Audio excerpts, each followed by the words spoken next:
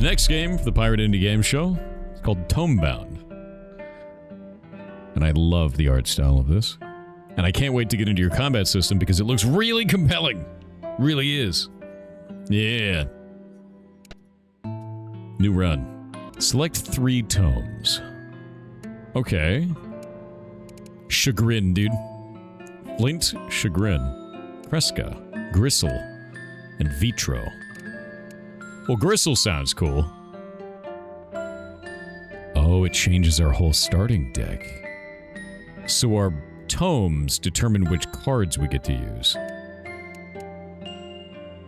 Vitro has very low HP, but can shatter. 1 steps, 3 shatter. I'm gonna choose Gristle because fresh meat. Passive, take no collision damage. Deal 2 damage to any unit you have collision with. Infinite charges. Applies agony. Wonder what agony does.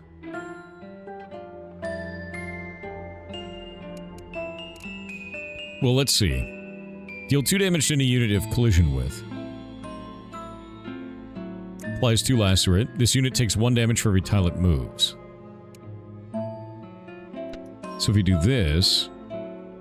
Agonized units lose 1 health at the start of their turn. So it's like poison. Interesting. What does Shatter do? Sends out projectiles from the point of impact, dealing 2 damage to any unit hit.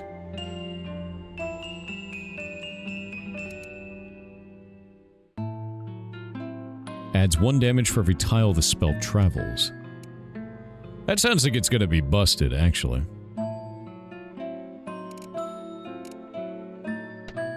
I mean, I gotta have the pirate, right?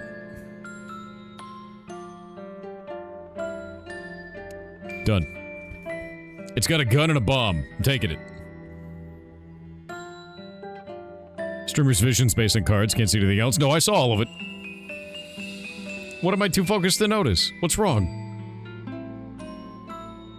Twitch category and pin didn't change. God damn it. Alright, it's going through now. I was focused on the cards, you're right. There you go. Don't worry. Don't worry, don't worry. It's changing now. You're right. You're right, chat. Sometimes, okay, the streamer has to look at the video game. I know that's difficult to understand. It's impossible, really. Cards jingle jangle. We got the keys right here. Jingle jangle. Just shake the keys next time, then it'll be fine. It'll be fine. There's also a tutorial, apparently. I may check out the tutorial. Choose a corrupted tower to cleanse. I kind of want to click this first. Here's what I'm going to do. I'm going to try to do it without the tutorial, and then we're going to do the tutorial. Build a card Gristle. Build a card Chagrin. Build a card from 3 random primary and secondary options. Ooh. I want to do that. Alright. Let's place a tome. Love the graphics in this. You go in the front. You go there. You go there. I love that it's actually books. Like you are summoning books, right? Hand bomb. Let's use yours. Do a flaming shot out of him. When killed, shields allied units within range 4. I don't like that. Movement 1, range, damage 5. I think I just shoot him in the face, right? Yeah. I need this one with a bomb. Oh, but it's gonna hit my guy, isn't it? That's not the best. Idea.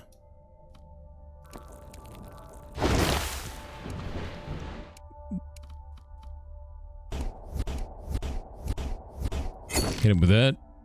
Hit him with that. No, we could do that from here, I think.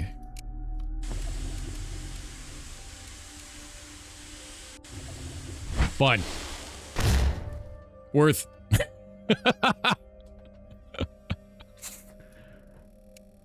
That was a pretty good turn. Blew up my own dude. Killed one of theirs.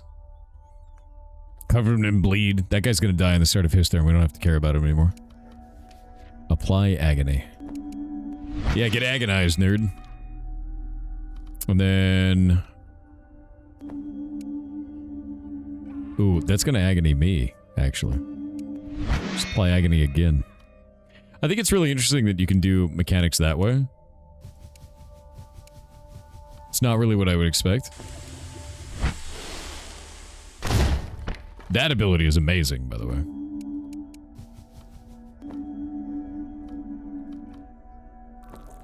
Can we pull him? No. But we can do this. No? Nope. I think at the end of my turn he dies. Or not? Oh, there we go. Okay.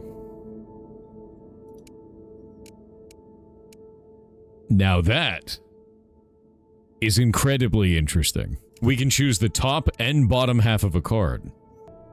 Agonized units lose health at the start of their turn. So we get +1 step, move caster to a targeted tile, and then apply agony to them? Also, the card art is amazing. Apply 5 agony. And then push 3.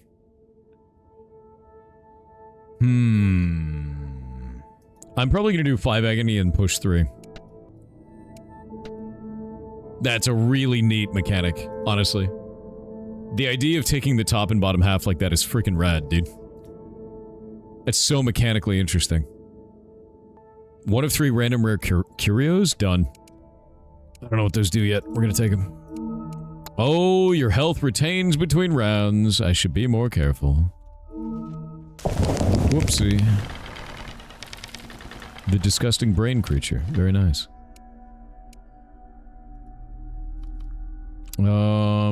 Ridicule. Let's hit you with a bunch of bullshit. We'll move that way. And then we can apply agony. No, we're gonna have him move over here. Now we're gonna take you. Bone hook. Oh, it does 2 damage. Oh, it does damage to him too. That's probably not great.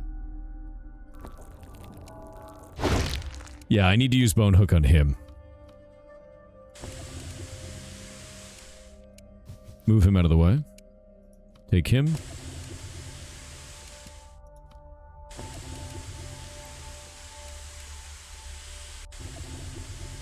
Probably launch them back. There we go. And take you. Apply agony. Alright. So they each play to their strengths, but any of them can cast the abilities, it seems.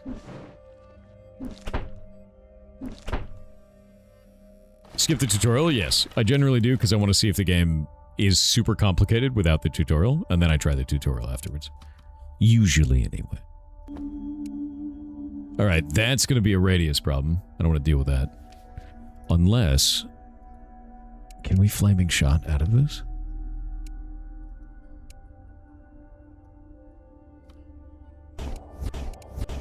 Hit him with lacerate. Get a sneer up on...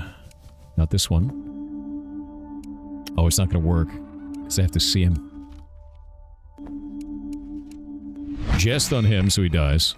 Sneer on the guy behind him. And then... Flaming shot. Flaming shot. There we go. Now I think I'm good.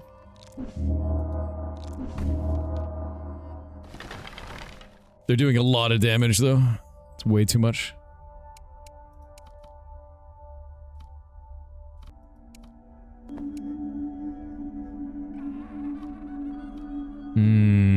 I don't know if I want to do the other half. No, I kind of want to do the damage portion for all of these. I love the flip over. The flip mechanic is insane. Like, we can... I can just use that for all kinds of crazy shit. I really think the combination system there is insane.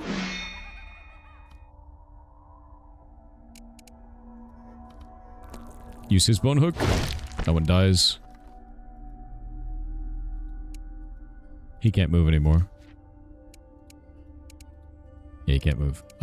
If I do hand bomb up there.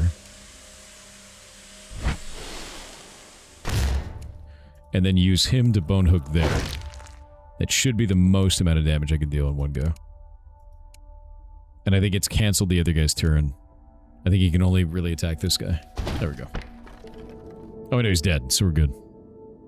Choose a curio. Tome resurrects with 50% health after battle when at 0 HP. That's amazing. On cast, adds 1 radius if the spell reduces your mana to 0. On cast, any excess range that isn't used is converted to damage. Excess range that isn't used is converted to damage, but only has 1 charge. I think I'm going to take the Phoenix one, because when they die, for the rest of the entirety of the run...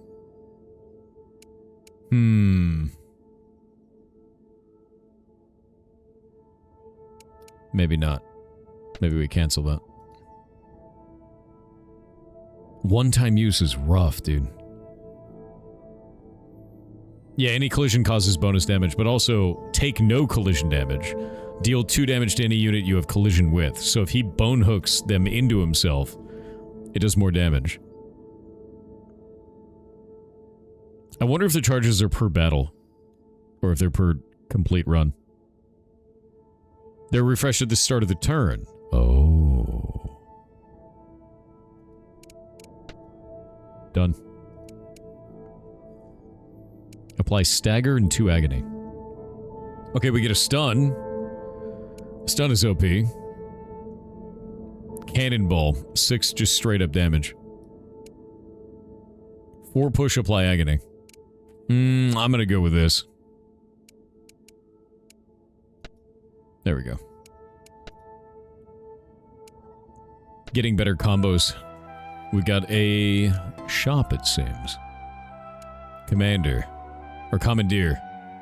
We can do a warp to move to any tile, and also do a shitload of damage. 5 range is nuts.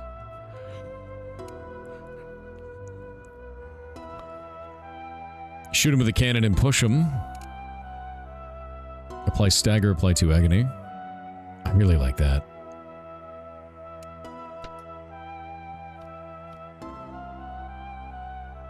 Yeah, shield caster. So I can do the combos into each other. I really like this combo system. I really do. Go Corlith. Oh, what? What? So it's 3 corals and... Oh dear God. Live as the shield, die as the shield. Deals increased damage for every living coral. That's bad. That's not good. You know?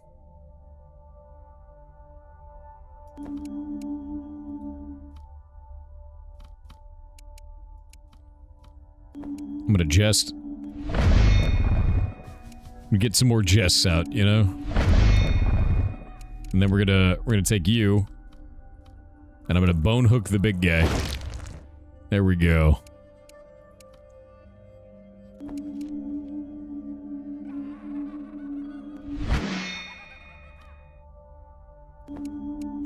Just start covering him in agony. This is all we need right now. Move him away. It's probably fun. It's probably fun. Because I moved him, so now he's not actually doing damage. Okay, we got another bone hook. Bone hook.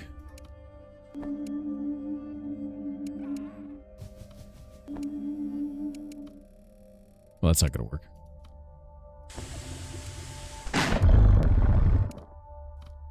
Hand bomb.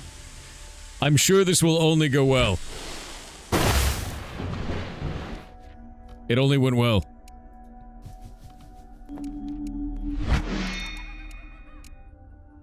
That did a lot of damage to me. Feels bad, man. Ow.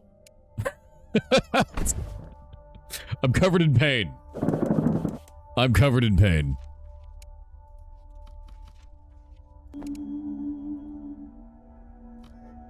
Ridicule him. Alright. I think he dies this turn anyway. I think we're pretty good.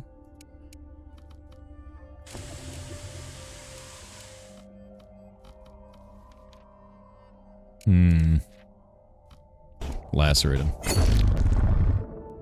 He's dead. The mini-boss of horrors.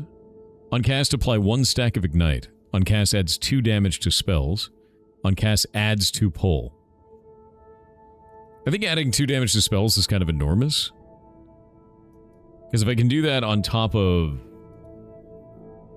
any excess range that isn't used is converted to damage, like that together, seems like we could put this and make him into like a basically a gigantic truck of death, right? Yeah, I'm gonna use the secondaries, don't worry. I'm mostly playing around with like the way that the cards function now because I'm trying to get more damage out, but I need to combo them into the secondaries. Radius, push, apply to agony. The cost of this is enormous.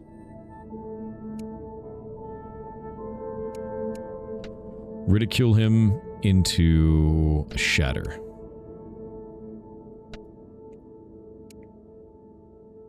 The Kappa. Let's try that. Oh dear.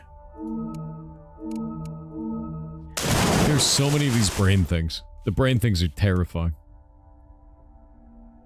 Deals damage based on the amount of shield this unit has. Shit. Bone hook him. It's not good. I wonder if I can shoot through my own guy. Can I?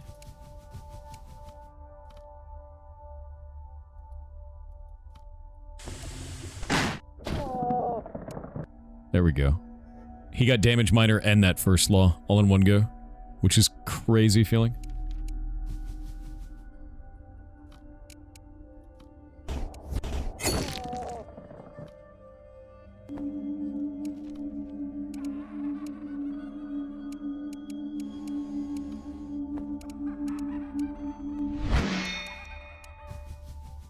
There we go. You should die. We're good to go. Yeah, sometimes I don't want to do the secondary because they're like utility effects, and not all the utility effects are what I need in that current turn. I've been looking at each one of them, and I feel like I have enough like resource to be able to just go and cast, so, and I need more damage output, so I've just been using those. Yo. Gain 3 steps after spell resolves. Convert spells to a lob, free aim, tile, target spell. I'm gonna do Agony on Collision and put that on him. So now when I collide with enemies, they take 2 damage and get 6 agony. Totally reasonable. Yeah, no, it feels really good. Like the way to play on this feels really nice. I'm really liking the agony mechanic as well. But like, this spell costs 2, right? So if I put something like Shatter on it, then I can rotate and use that if I don't have the energy for it. I think it's mostly because my deck is very cheap right now. In terms of cost. Ooblik, hell yeah. Gain 3 shield on collision. You know, I feel like my boy is gonna get real strong. Move after action sounds really good as well, yeah? That is an enemy book. Sir, I don't like that. Oh, Jesus Christ. It's a horrific anglerfish. Great. Lures everything towards it, looking for a morsel to feed on. It's not good. Bro, it's not good. You think I should bone hook it? That seems like a great idea, right?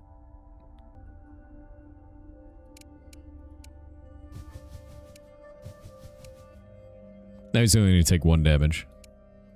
Let's take you and do hand bomb. And then push him away. There we go.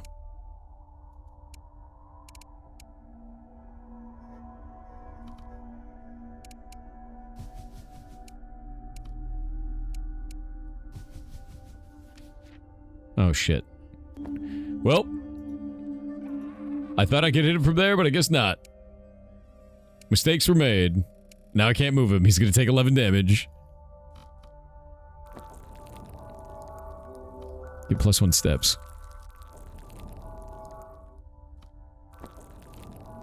Can I just cast this on nothing? The answer is no.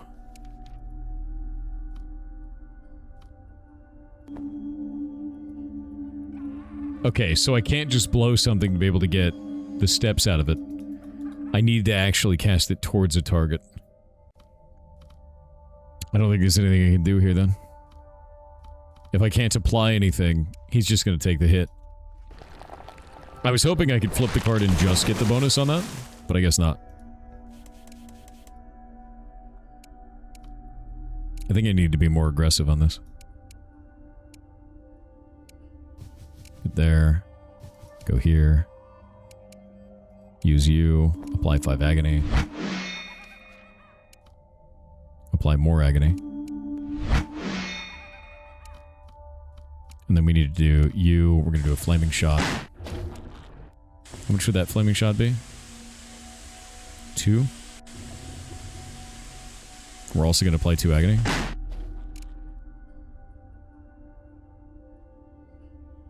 Take 2 damage on that. That'll be fine. Move him up. Nah, I think we're good. The horror! The absolute horror! I let him get pulled in and it looked like it killed him. Alright, script. Add some cards. Fireball. 1 radius and apply ignite. Deals damage to target at the end of its turn, permanent and stackable.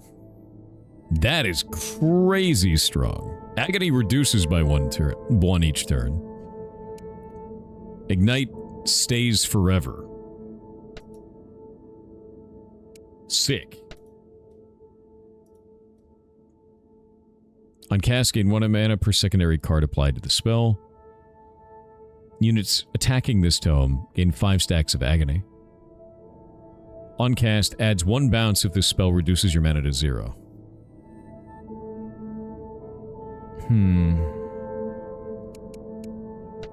Alright, I'm in another wing, but I have like no HP left.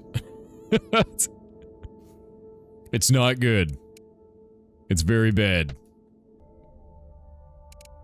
Oh my god, they're all bees. It's full of bees! Do not poke the beehive. Second rule. Do not poke the beehive. Apply 4 weakness to adjacent tomes. Okay, one of my tomes only has 1 HP left. Oh my god, it's full of bees. Well, that's bad.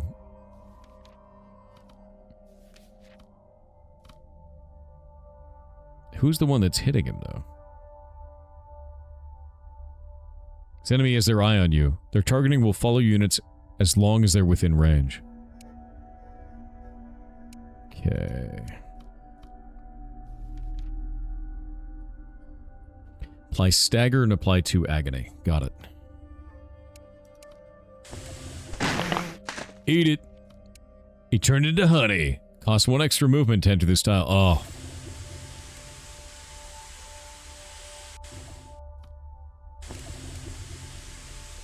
Doesn't look like it's doing damage.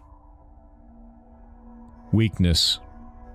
Reduces damage dealt. Okay. We got weakness on everybody now. So now it's more important to do next turn damage. With things like agony. There we go. So when his turn starts, he'll die. And things like lacerate. Can we apply stagger and agony? Let's do that.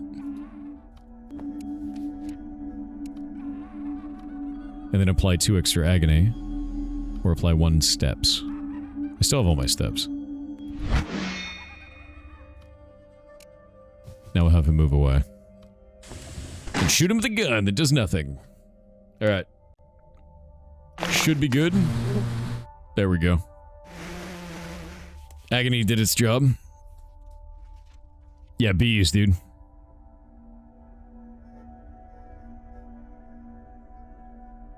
Alright. You. His first move does a lot of damage. Just because I have all the buffs on him. But I'm going to use Bone Hook. Which is just going to get him to be very strong.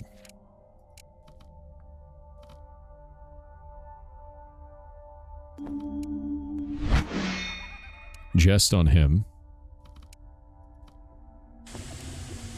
I mean, what's the worst that could happen? Mistake? I wanted to know! I wanted to know! I shouldn't have touched the beehive. I shouldn't have touched the beehive. I shouldn't have touched it. Shouldn't have touched the beehive, chat. It was a mistake. I just wanted to know. And there's leaving honey everywhere. God damn it. Fireball. I might end up doing fireball on this. But I'm not supposed to. Okay, we can use him into a bone hook on that guy.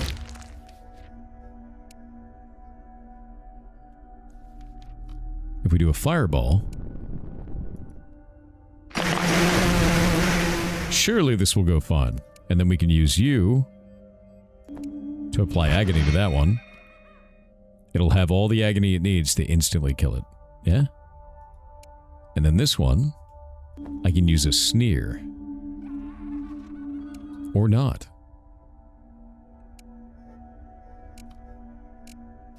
Do this into a sneer. There we go. And then I can have him move backwards again. And no one should take any damage? Which is good. Okay, yeah, we're good. That's so many bees. I feel like it didn't need to be that many bees. But sometimes it needs to be that many bees, you know? Molotov going, good. Okay, this little guy. It's such a dangerous ability because of that. If I apply 2 agony, or 5 agony, and then plus 4 damage, I think that's probably going to be the right way to do this.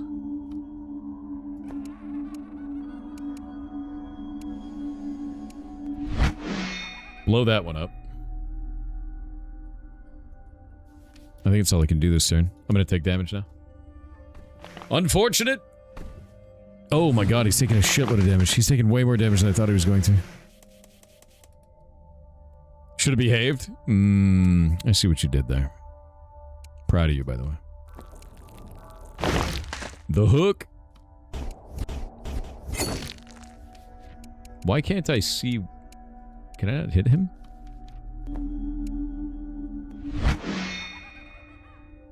There we go. He should be dead now. Yeah, I think we're good. Alright, we need a new card. Probably a chain hook. That's a good one. Chain hook and 3 pull for free. As a flip card. Chat is buzzed with bee-related puns. That's true. Honey jelly. A curio. This is going to be a rare curio, though. I gotta go flower. Alright. I hope there's a way to, like, really heal these guys. It looks like they're getting 1 HP every round. Like, every full combat. What is that horrible thing? Oh, we have beehives, and then we have a skeleton man growing a flower out of his head. Horrific. Do you guys think it's going to be a good idea to, like, hit all those beehives? I think it's a great idea, you know? You know?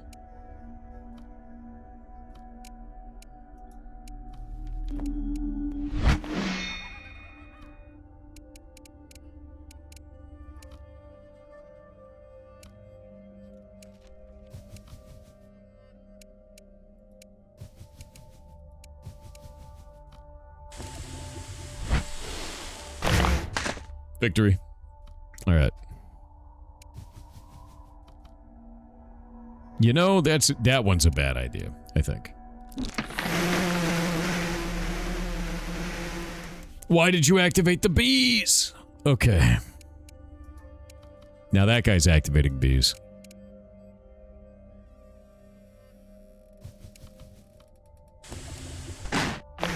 You know, actually, this is totally doable this way. As long as we only get 2 bees a turn, it's fine. Totally fine.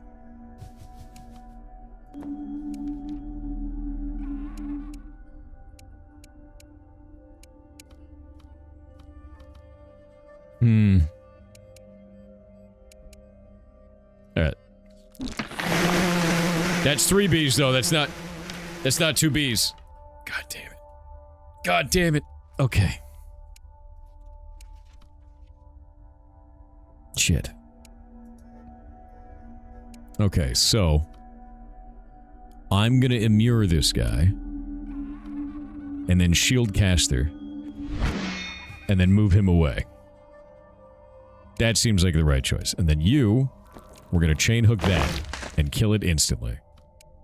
And then you move here and then flaming shot that. Feels good, man. That worked perfectly.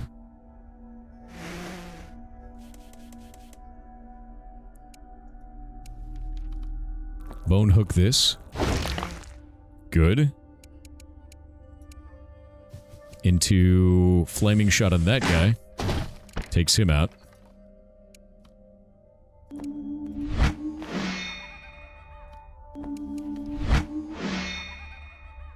And I think we're good to go.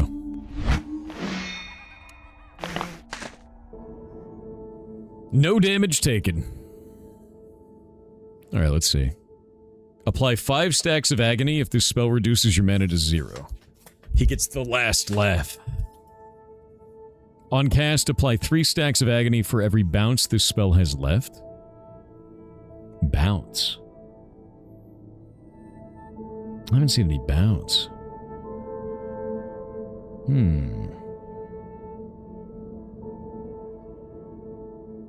You guys are getting buffering on your end? Yeah, it's not on my end. Everything's fine over here. I'm gonna do last laugh. We're gonna put it on him and try and see if I can use that as the final cost. Yeah, more punchline. Ugh. The idea of push is really, really good here. And then just apply 2 agony on that is really, really good as well. Have that be a flip card. I haven't seen a single effect that does a heal yet, but it looks like all my guys are getting 1 HP every, like, full combat we get through. Gross. +1 steps and 4 push. That's 6 damage for 1? Targets will be pushed back from the origin of the spell, colliding with other units and dealing damage based on a remaining push.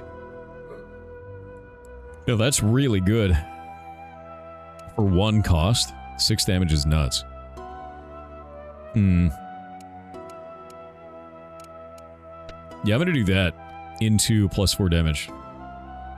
Super down. Beekeeper. Gain 5 health on all tomes. Yes. Oh, what is that? He's got some kind of an enrage mechanic.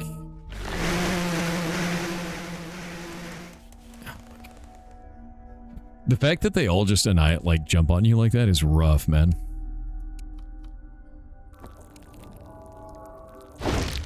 Alright, grabbed him.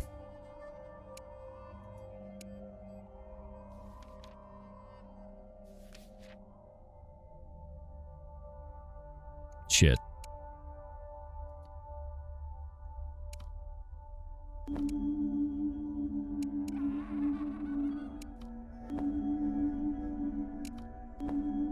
If we add +3 push to this, I wonder if it kills him.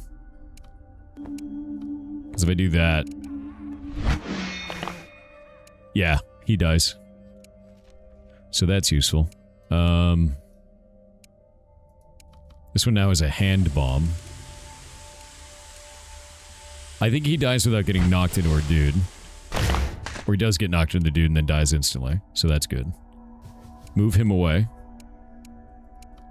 And then Immurement is going to apply Stagger and 2 Agony. Let's use that on him. Now he's staggered for a turn. Let me move away from him. And we're good to go. That means next turn he dies. But I think I can kill him before then. Cut and thrust. Oh god, he was full of bees. Okay, man was full of bees. Man was full of bees. This is not what you want. Oh, it's horrific. It's horrific. Okay, apply 5 Agony to this guy. Okay, he's gonna die in 1 turn.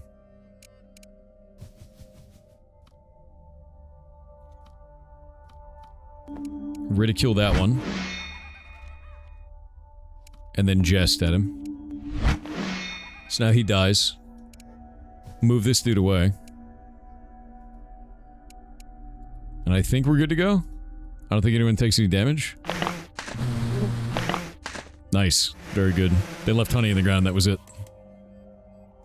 That beehive is sitting over there and I don't want to deal with it. Take a chain hook on you. That one's dead. And we can do a lacerate from here.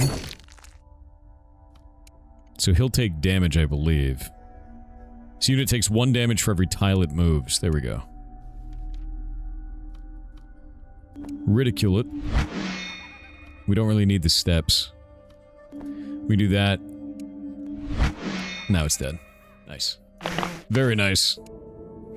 Yeah, honestly, using Agony seems really broken.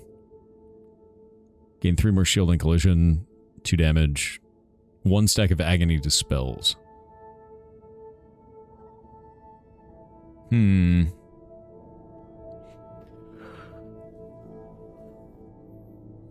Apply 2 stacks of Agony, 1. On cast, apply 5 stacks of Agony if the spell reduces your mana to 0. Adds 4 damage. I could just do another damage minor. Instead of first law. Maybe? I actually think that my current stuff is fine. We just skip it. I didn't get a curio that was very strong on that one, it feels like. +1 steps and then radius and push. We're gonna take it for the +4 damage there. Hello? Hello. Honey Jelly Beekeeper. Curio slot. That's crazy. Hold up. Okay, so we gotta fight 2 beekeepers at once, but if I do this, I get another curio slot, so another passive. On all my guys. I don't know if it's for every one of my guys, but it's definitely quite good. The bees are mad.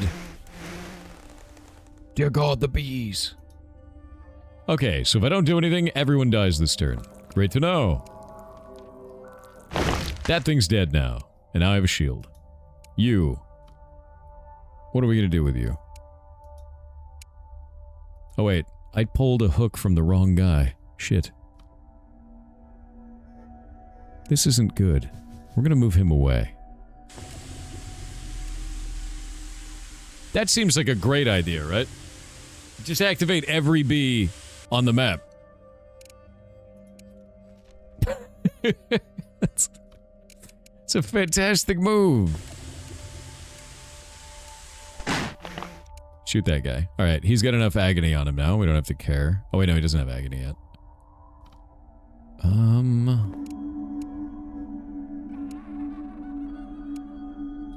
Let's hit him with Jest.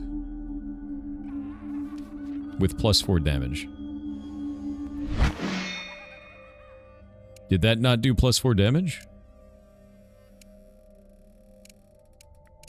I don't think that worked the way that I thought it was going to work. Yeah, that didn't do what I thought it was going to do.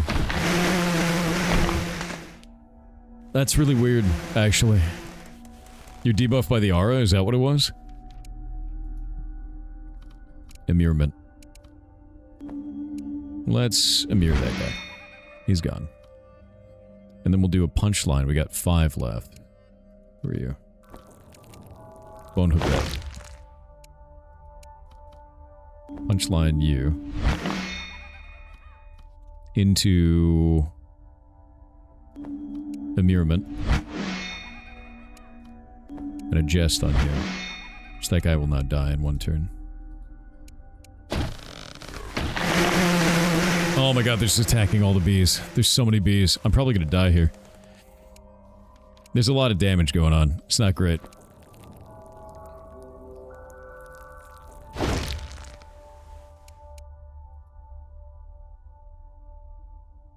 You know...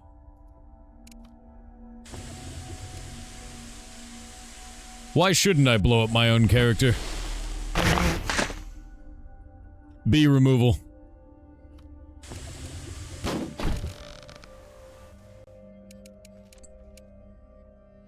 I didn't need him anyway.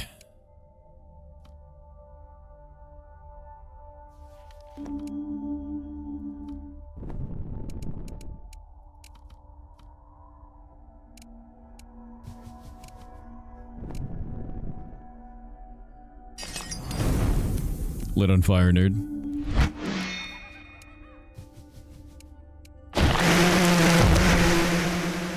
There's so many bees! Unbelievable. How many fireballs? All of them. There are so many bees. Okay, if we cut and thrust... How to do it. Flaming shot. What can we do with you? You're probably dead, friend. Unless we can get this going.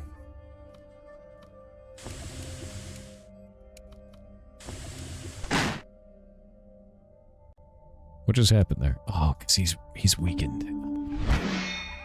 The weakened is so rough, dude. Alright. He won't take any damage, so it's fine. That one dies. Because of agony. Nobody dies. We're good. Everything is good.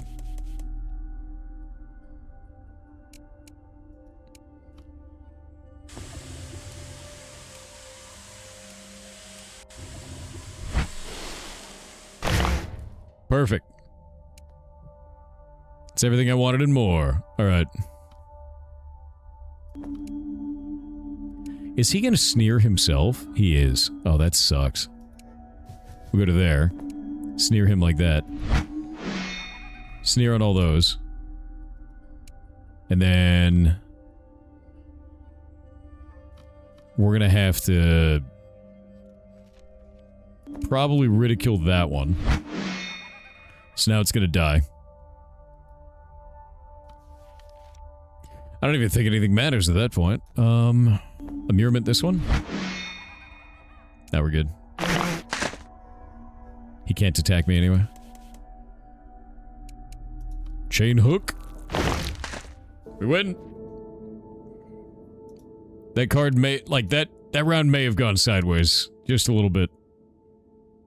But I've learned that agony is amazing because it doesn't rely on your weakness. Yeah, everything is good. It's fine. Everything is fine.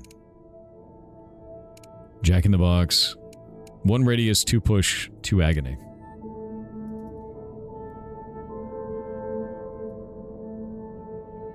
One steps, 3 agony, 3 weakness. You know, I'm gonna go with Harrow. Plus 4 damage.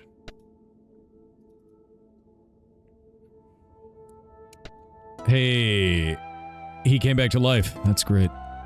All you need is 1, dude. On cast, gain 2 shield for every agony this spell applies to its primary target. Oh, that's busted. I wonder if I can move items around my characters. I cannot. On collision with another unit, push it away from you 2 tiles.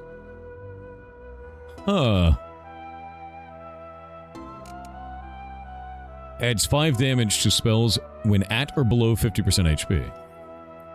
I mean, all my guys are quite low on HP.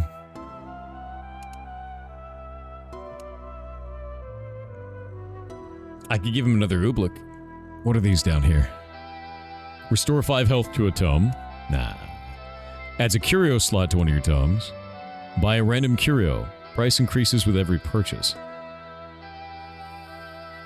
A random curio? I've got 44. A random curio might be insane. Adding 5 damage to spells when at or below 50% HP is kind of enormous, because that makes Gristle into a juggernaut. I think I'm going to do that, because he's very low on HP. Now he's a juggernaut. Now it's fine. Alright. The juggernaut. Alright, the queen. Is a tome trapped in honey. This can only go well. I can tell that it will by the way that it will.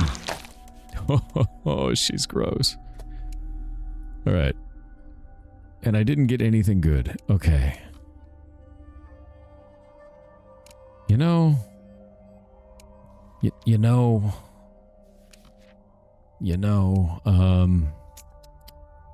What do we do with this, man? Radius 2. Or Radius 1. I feel like the biggest problem right now is he needs to get out of there. If I jest that, or I hit that really hard with that, and then we can immurement this. Make him move. None of my guys are under threat, really, now. He's under threat for 1 damage, and I don't know what it's from. Because this guy's stunned, and that guy's gonna die in a second. It's probably that guy. It's probably counting towards that one.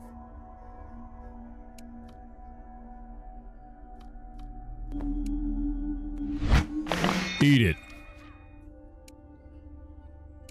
Oh, that means his opener every turn? If I did a hand bomb, it'd be an opener of +5 damage.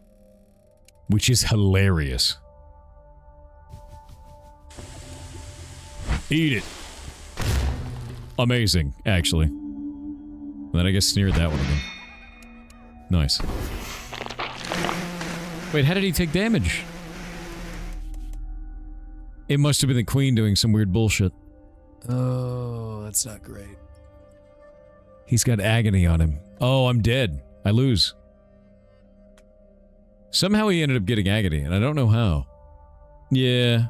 The sneer put agony on all of your tomes, did it? Oh, because it's AoE. Oh. Well, that's GG. GG! I do no damage.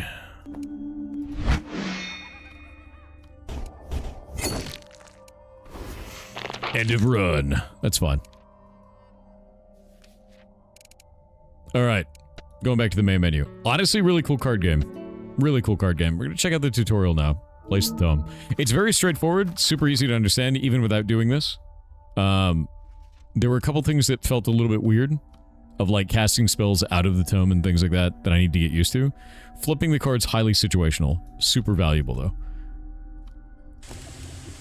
So like with this, I can set that up there. Kill the rat with it, right? But like each of these tomes also has different kind of powers and different types of ways of playing the game, which I think is highly interesting, right?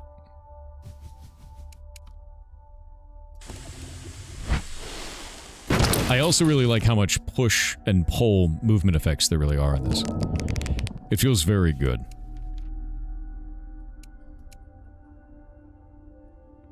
Directly targeted, yeah. Just very interesting. I want to try the other tomes as well, because I gained access to another one. Reduces dead zone on short-sighted. Oh, that's crazy. That's a very interesting card. So if we do Furioso, and then +1 range in that, how many times can we empower that? A bunch of times.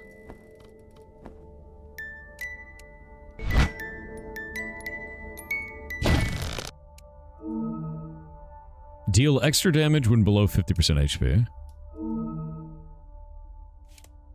Then we got Flint.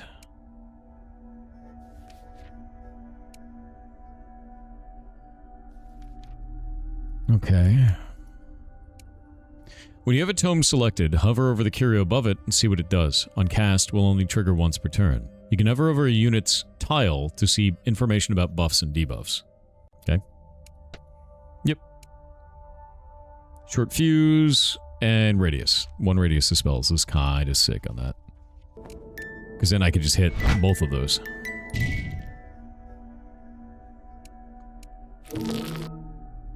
No curios on this.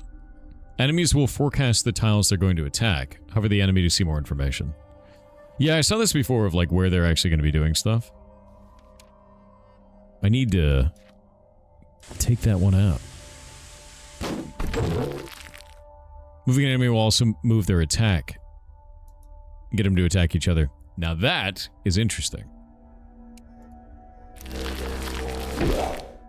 They can kill their own guys. That I didn't expect. I'm gonna have to start using that against them. Yeah, making them hit each other against the battlefield is also something I saw before. I was using that quite a lot. Getting them to attack each other is very interesting. What? What? Hey, Thor. I'm on to you. This puzzle is pretty tough and not intended to be beaten without an hour of experience minimum in the game. Might be a fun one to come back to when we're chatting. You don't say.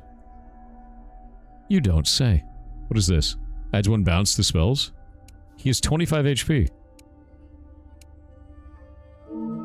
What does a bounce? What does that one do? Adds 2 push to spells.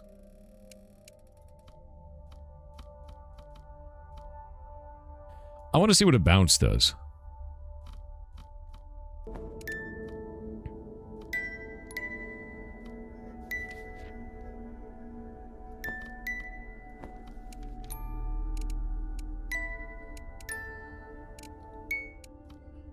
I feel like there's got to be like a mechanic there that's weird. Adds 2 push, adds 1 bounce. Okay, that'll push everyone in every direction. So what happens if we bounce that? And then bounce it again. And then add damage to it. And then add radius to that. I don't actually know what that did. Let's restart that. This one adds 2 push, this one adds 1 bounce. I feel like I need to get them together, somehow. Let's restart that room. Use his push. Oh, is it the same cards every time? It is. So if we push them together... like that. And then use this... to do the big cast. Wait, what did that one do? Steps, radius, and pull. Oh, I should have done hug first, shouldn't I?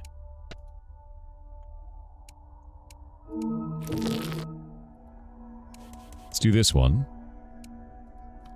Into hug. Oh, wait. Interesting.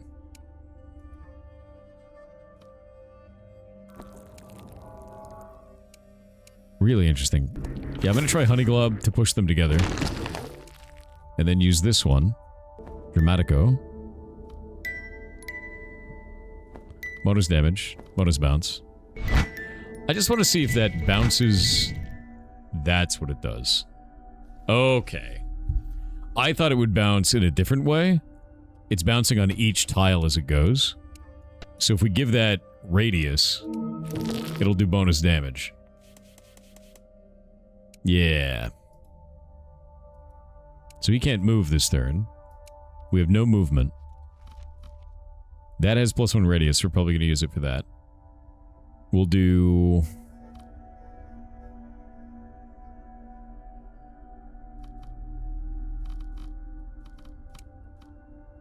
Velocity. Yeah, there we go. And then he has +1 bounce, yeah? Bonus. Bonus. Bonus.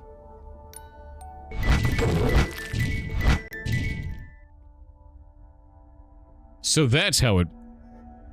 Okay. So that didn't do what I thought it was going to do either. Now I've learned how the bounce works. It goes between different individual. Yeah, no, that's a really interesting mechanic. Really interesting mechanic.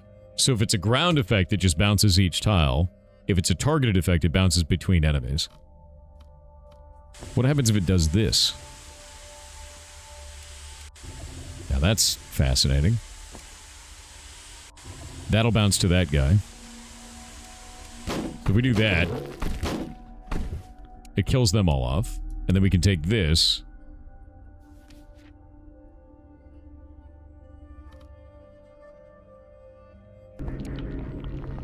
That would knock everybody away from each other.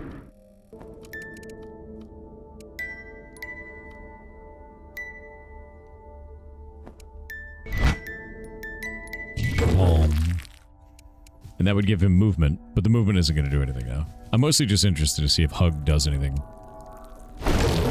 It does. Okay. Do I have to have my guys survive? Because if not, I can kill them with Hug. Which would be very interesting, I think, at that point.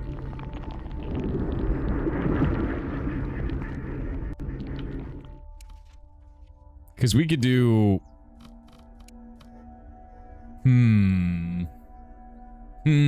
Okay. Dramatico. Does he get bounce? One extra bounce.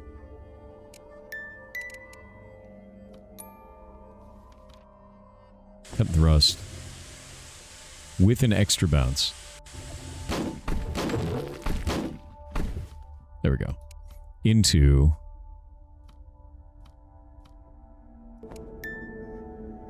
velocity with steps.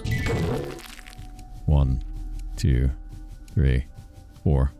Into Hug. Oh, it won't hit them both. It won't hit them both. I almost had it. So close. So close. So close. I can get this. The Hug is powerful. The Hug is an AoE as well. I think it's the interesting part about it is that Hug is an AoE. It does a shitload of damage too. So if we can get them grouped up. But that's the only way to get steps. Is for that.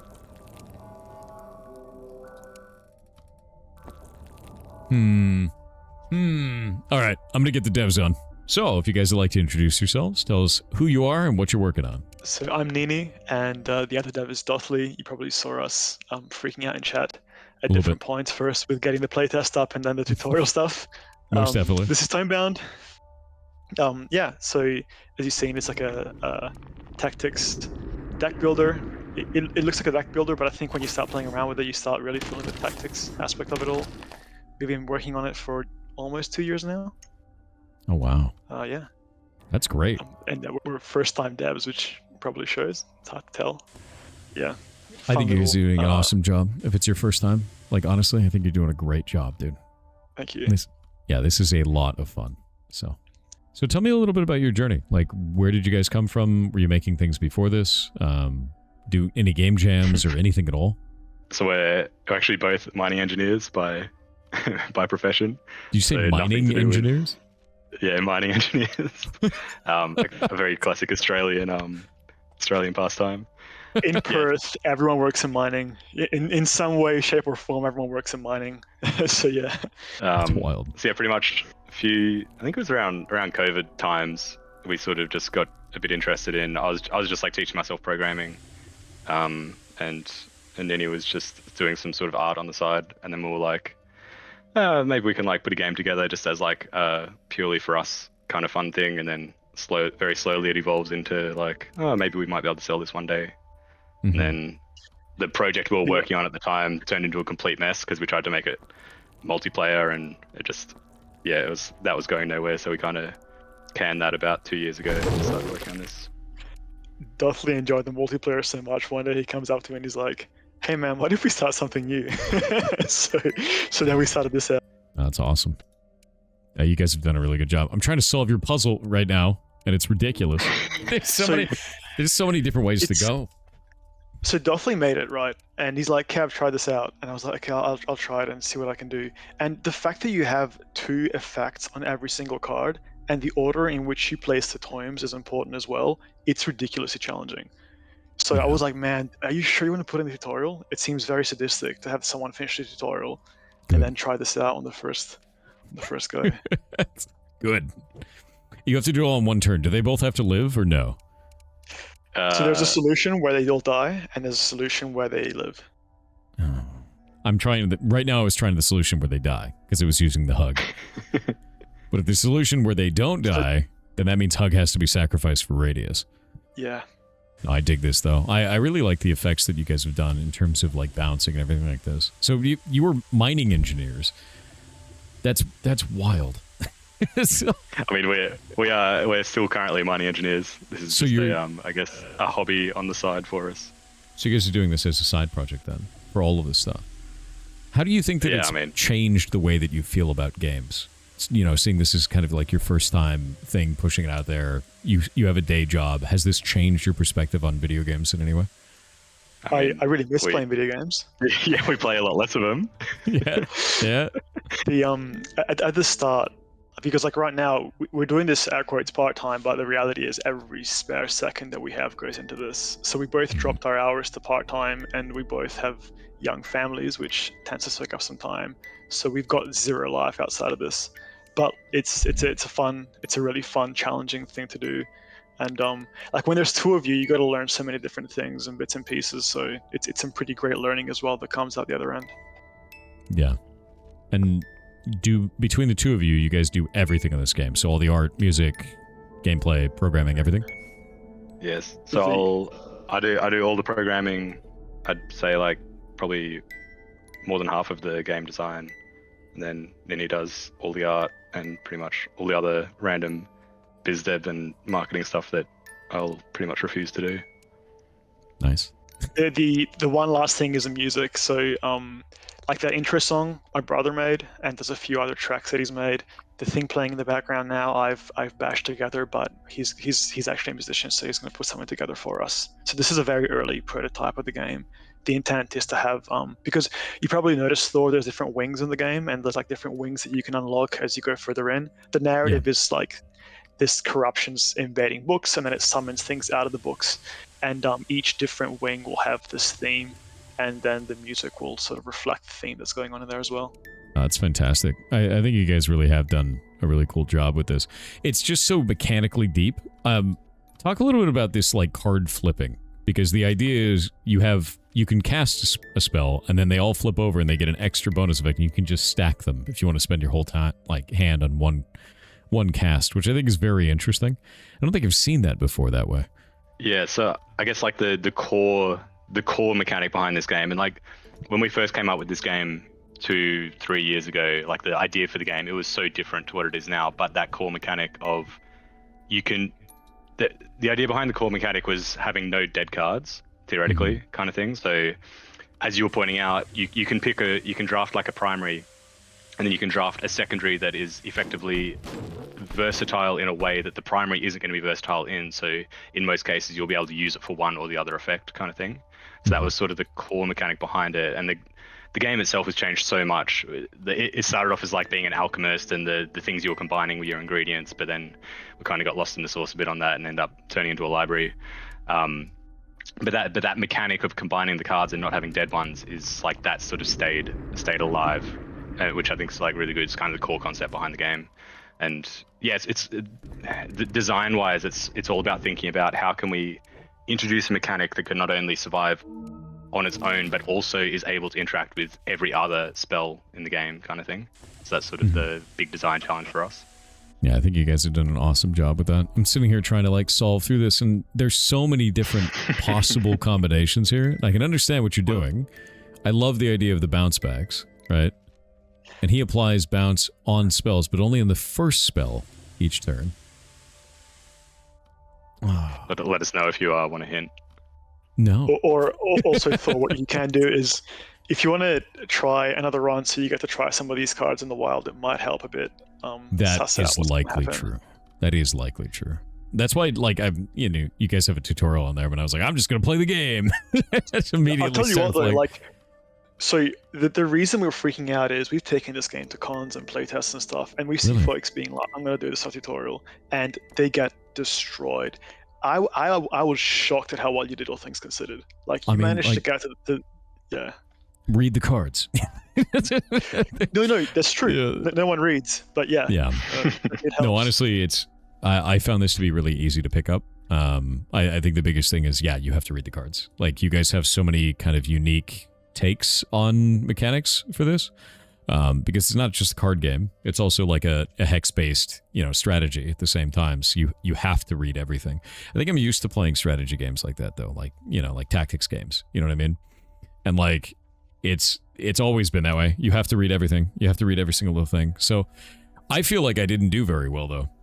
Like, to be honest with you, like, I got to the bees and I was like, oh no, there's bees literally everywhere. I think for a first run, I'd say you did quite well. I think I'd say your general play, I think what you were missing was looking ahead with your steps and setting up potential combinations with some of the secondaries. Thinking that one step ahead, being like, if I move to the side here and think about maybe putting the area here that doesn't hit my tomes and then add some more damage to that, so I'm just there. I think you're missing like a little bit of the like step ahead, but it's kind of hard to start thinking steps ahead when it's your first one run through kind of thing. I think I started to get the hang of that a little bit at the end, but it was really just down to a thing of, I didn't know enemies could hit each other, for instance. Like that, that's such a big deal, Without the tutorial, you probably wouldn't know that some are projectiles, some are lobs, and like the positioning and the way you set these up are different. There's a point where like you got stuck where you couldn't gain steps, but everything was projectile and you had no one in front of you, and that's a feels bad moment where you couldn't spend your mana, spend your cards. And I think that's kind of like the beauty of the roguelike. Like the second time you run through, you know how these things work. The bees are going to give you weakness if you're within one tile of them, so you can step away from them before you smack them. There's all these little bits and pieces that you can sort of embed into your strategy to like get around it. Yeah. And I was also wondering too, like, I saved a tome, right? When I was in there. Is that how you unlock the other characters as you go through? Like from the bosses? Yeah, so essentially each boss is going to have a separate tome, and they, as you get them, you add them to your collection, and we'll try to find a way to set it up so that you sort of like, you're soft gated to having easier wings with tomes that are probably more appropriate for a beginner at the start, and then you unlock harder and harder ones. But then we also have other ideas for how you can unlock tomes.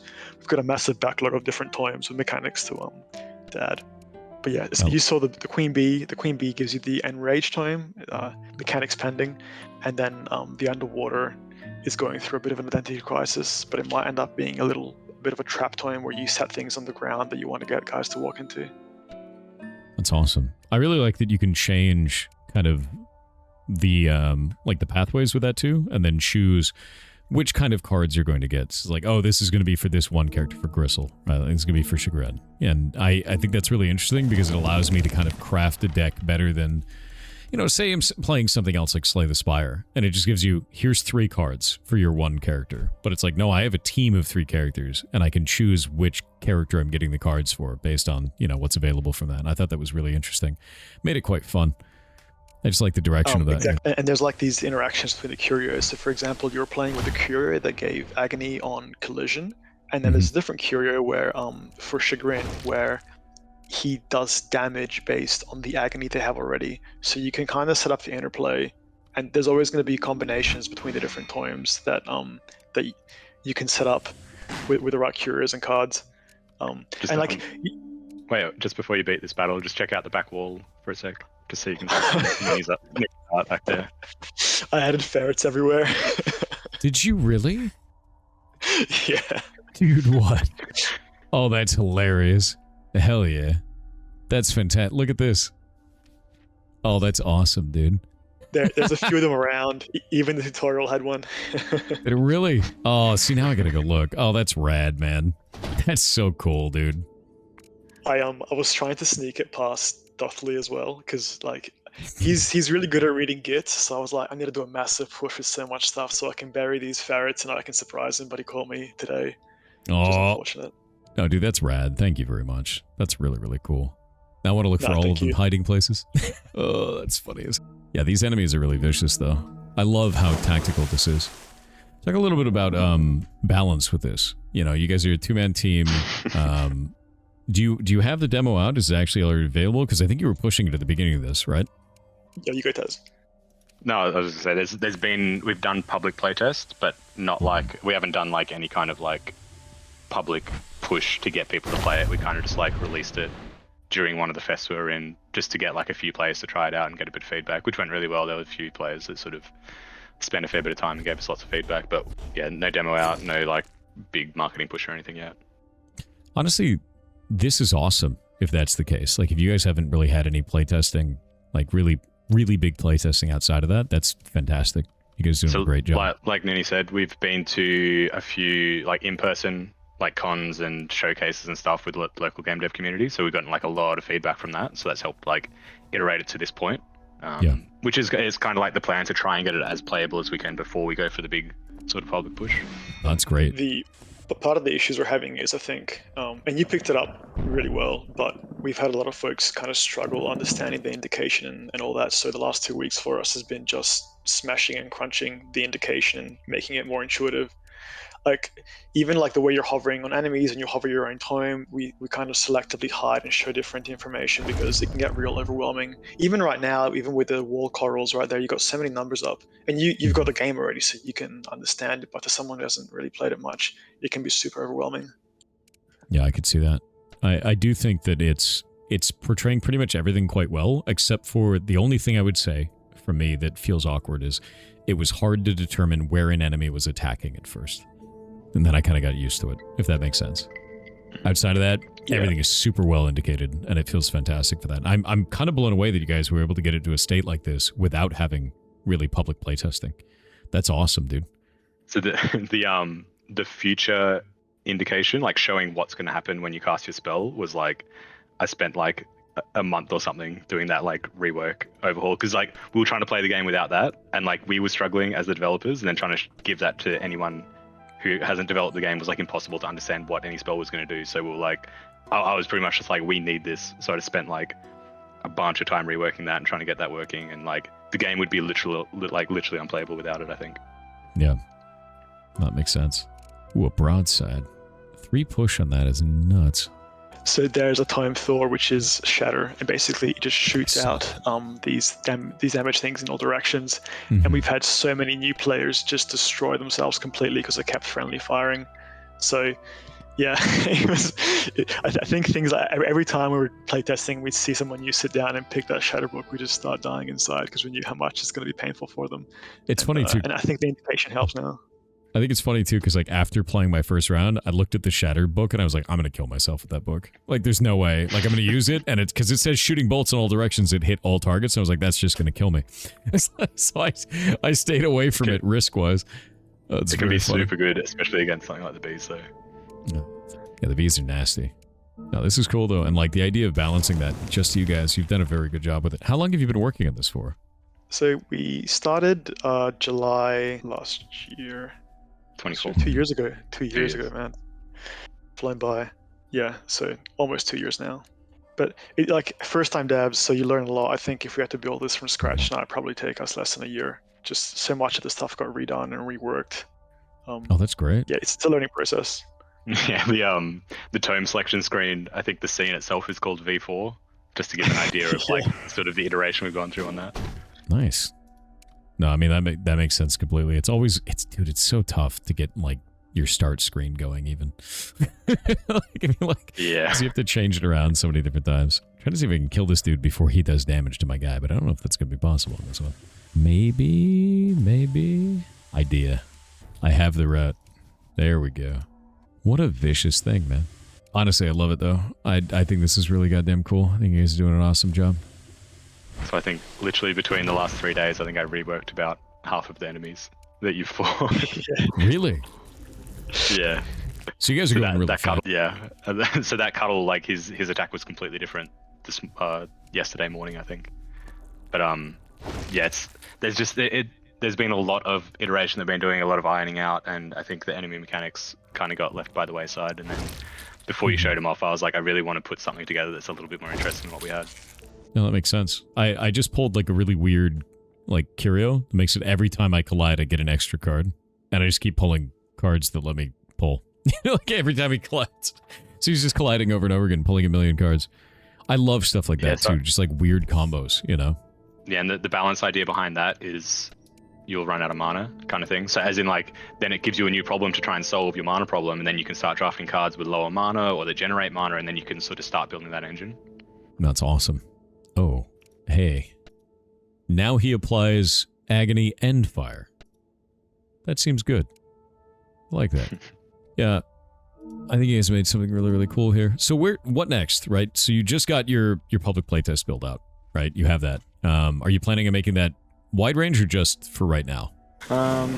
We're sort of hoping to try and get like some sort of fest or some kind of event either like later this year that we can sort of plan a demo drop for. So like we're getting close to having something that we think is acceptable for a demo, so we're going to kind of like wait for a big beat, and then we can do this sort of like big push, try and get content creators to play it and all that kind of stuff with the sort of like try and line it all up. I'm dumb and we have ads. 1 moment. We got 2 minutes. Anyway, we were talking about you guys' like when you wanted to do like a demo out, and then the ads tried to destroy it. So yeah, so pretty much waiting for like we don't have any beat lined up yet, but the idea is to try and find a beat later this year / early next year, or whenever a good beat is, and then sort of plan the demo launch for that. Obviously just continue developing the game beyond demo in the meantime, kind of thing. What do you see as a good enough beat for that? Probably like a fest, like yeah. Like so there's things like tiny teams and things like that. I don't know if we're going to be getting into that, but that'd be great. But like, I think part of a good beat, Thor, is being comfortable having a demo to put up. Like, this could have been a good beat, but we weren't ready. I think we're still feeling a bit too scared with this version to put it up. So yeah, so I think it'll be a minute before we get to that point. I'm interested, like, what are you specifically afraid of in terms of that? And it's fine to be afraid of that. Totally is. There's nothing wrong with that. But I'm really interested because this is quite compelling and it's really well polished. So I think the content isn't where I want it yet from like the game design perspective. I think even on your second run, you're still seeing pretty much the exact same suite of everything you saw on the first one, because the amount of spells we've got, the amount of curios is actually pretty low. Like it looks good from one run, but as soon as you do 2 runs with the same tome, you'll just see the exact same stuff again. So I kind of want to build that out at least a bit more, so that your second time through, you might see one of the rarer curios that you didn't see the first time, whereas this time you probably won't be doing that. I think though, like he's got the same tomes as well. So there's like tome specific cards and tome specific curios. So the idea is we'll have. So right now I think we've got like 7 or 8 cards per tome at different tiers. You probably noticed Thor that when you're like choosing a card or a curio, there's different outlines, and they're following standard World of Warcraft color coding. So you go from your green all the way to your golds. And basically, so there's a few. The glow around these, yeah. Excellent. So kind of thrust, 6 damage on 1 mana cost is pretty good. All the way down to ridicule, which is like an uncommon. The idea is to have more of those, and also I think it'd be nice to have it'd be nice to have like another tile set as well, so you're not always playing underwater and bees. That's fair. Yeah, right now they're all locked, as you can see. Do you have anything with it where, like, this one is epic, right? Like, so we get an epic purple color here. Can that also roll as uncommon, or is it always the same card, and this one is always epic? It's a random thing. So when it generates these 3 rewards, there's just like a chance that each slot can roll to different tiers. Oh no, I mean that specific card, like cut and thrust. That's what I mean. Oh, like is cut and thrust always epic? Yeah, cut and thrust is always epic at the moment. Yeah. Okay. Yeah, I was wondering about that because it was like, if you have randomized cards, it makes it even harder to balance. Like, it's going to get insane at that point, right? Not that crazy just yet. Ooh. Units attacking yeah, take 5. Balanced-wise, I think the game's also not very balanced at the moment. I think we've thrown a lot of things that we think are fun, and I think things are fun to use, but I don't know if I'd call them balanced. But fair. It doesn't feel like as much of a problem in this kind of game. I think as long as the player's having fun, feeling powerful, I think that's what matters. So I think an example of that is the staggers right now. So one of the ideas that we have is to have have, like, for example, you can get through the B fight by just staggering her over and over again, the queen bee, and potentially having some mechanic where some of the stronger bosses might require you to stagger them twice to get a stagger off or something. So you can still do it, but you have to really build in the stagger direction to get it to work. And if you do that, you're sacrificing on some other benefits. Yeah. Stagger seems incredibly strong. Thought it was quite cool. There's like one build, so the Shatter Tome has a curio which allows to apply debuff on shatter projectiles, which means that you can just drop a shatter and in 6 directions you throw a stagger basically. So you can almost perma-stun the entire board. So like those things are kind of really busted right now, and I think they're the kind of things you have to look at. But I think if you don't go into it knowing exactly what's going to be super broken, it all feels relatively alright, considering the fact that we haven't done too many iterations of balance just yet. Yeah, no, I think this actually feels really good, really good. I'm really impressed that you were able to get this out in this manner. But yeah, that's what I was saying before. Is I'm surprised you don't have a demo out, because usually what ends up happening is you have something pretty rough, and then you put a demo out, and people just rip it apart. And then you go, okay, cool. And then you build a bunch of stuff, right? And then you polish it out. But you guys have done that without that entire step, and I find that really fascinating, actually. Yeah, we've kind of been trying to do that with the playtests, with the in-person playtests and stuff. Yeah. Just go there, take a notebook, take as many notes as we can the whole time, and then we've got an extra 2 months of work and tacked on top of it just based on one appearance kind of thing. Have you guys taken it to like conventions and stuff as well, or is it mostly just like in person at like very small things, or like with family friends? Yeah, we've taken it to. Oh, you go, Tez. Yeah. So we did Pixel Expo, and there's some sort of like, I guess, middle range ones. We call them like Let's Break Games. It's just like a local game dev community run thing where maybe like 10 to 20 game devs show up with their games, and it's just like a really small kind of convention style room. Oh, that's great.